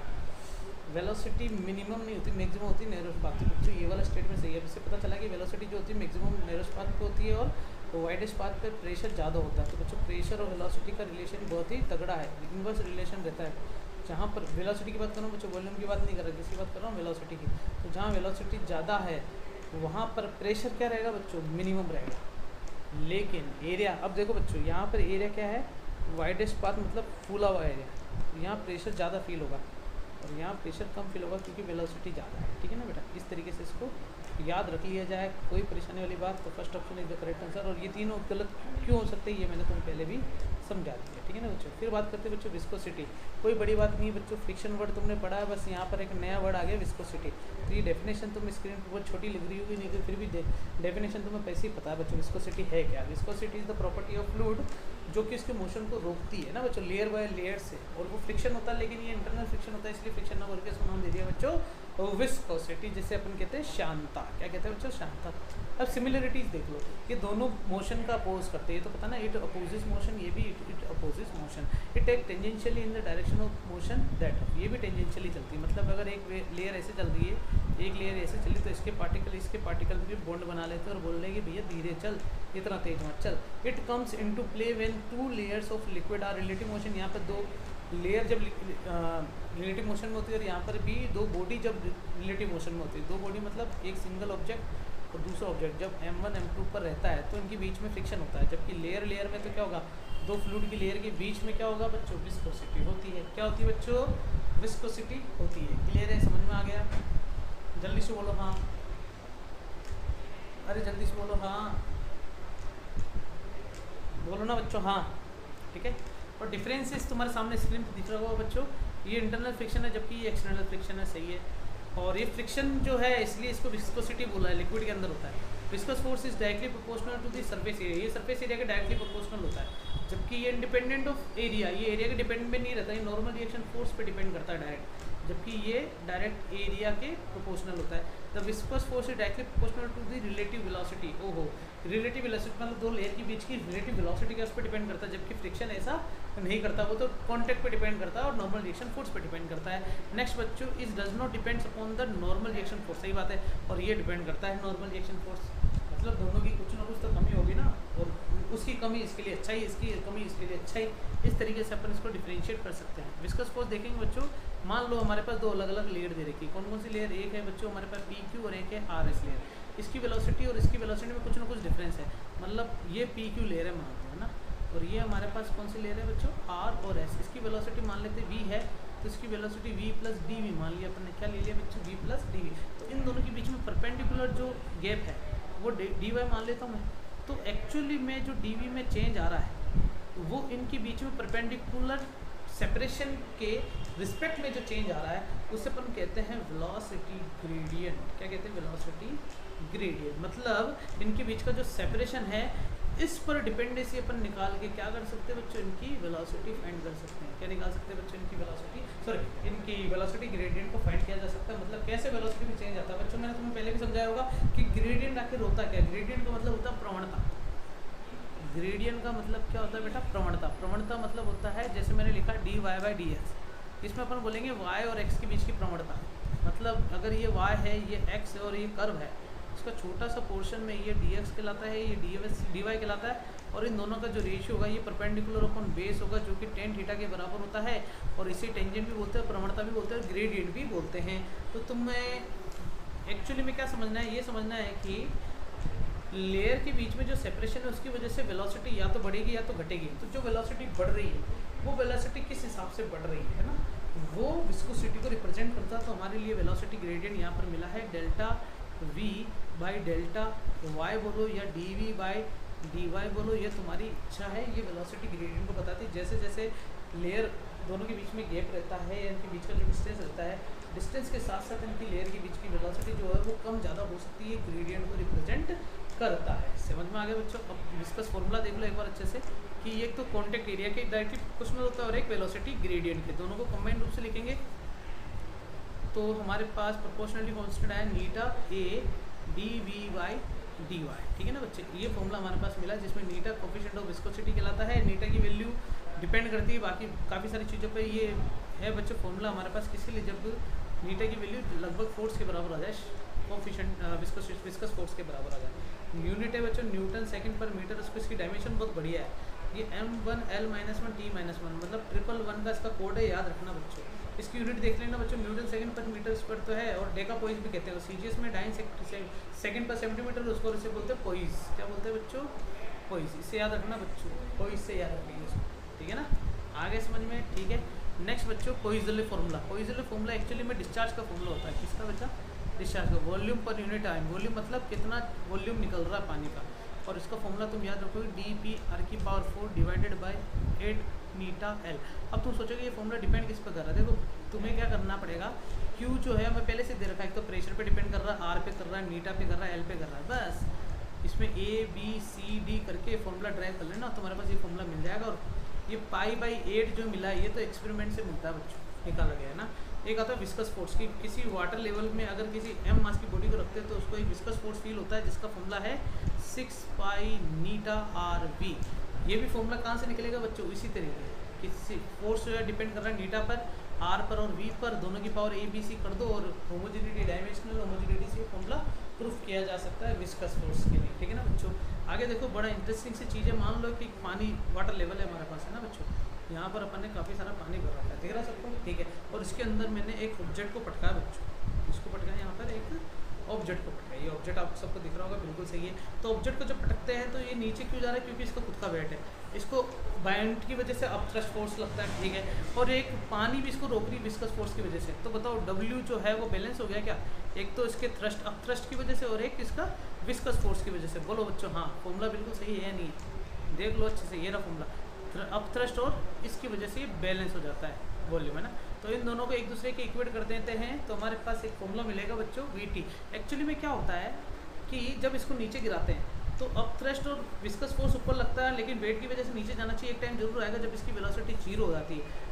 पानी के अंदर ढालते ही 0 नहीं होती है, थोड़ी देर बाद 0 होती है। तो वो वेलोसिटी जो होती है वो कौन सी वेलोसिटी होती है बेटा? Terminal velocity. हमारा टॉपिक क्या है बच्चे? टर्मिनल वेलोसिटी, स्टोक्स लॉ या फिर टर्मिनल वेलोसिटी कहते हैं। और मुझे टर्मिनल वेलोसिटी का ये फॉर्मूला निकालना था। मैंने तुम्हें बता दिया कि वेट जो है वो इन दोनों के बराबर हो गया ना।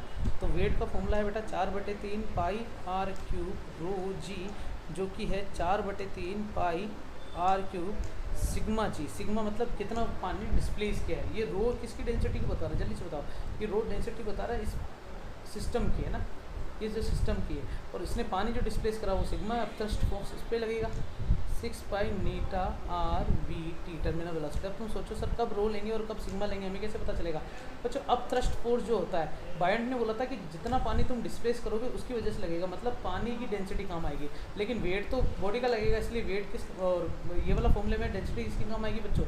ऑब्जेक्ट की काम आने वाली। इस वाले कैलकुलेशन को सोल्व करना, VT का फॉर्मूला रट लेना बच्चों, 2/9 R की power 2 rho minus sigma by eta G. ये फॉर्मूला हमारे पास ड्राइव होता है। इस फॉर्मूले से हम काफ़ी सारे क्वेश्चन ट्राई कर सकते हैं। फिर से बोल देता हूँ बच्चों, ये वाला कैलकुलेशन करके देखना, VT का फॉर्मूला क्या यही आ रहा है क्या? जल्दी से देख लो एक बार अच्छे से। हाँ, पहले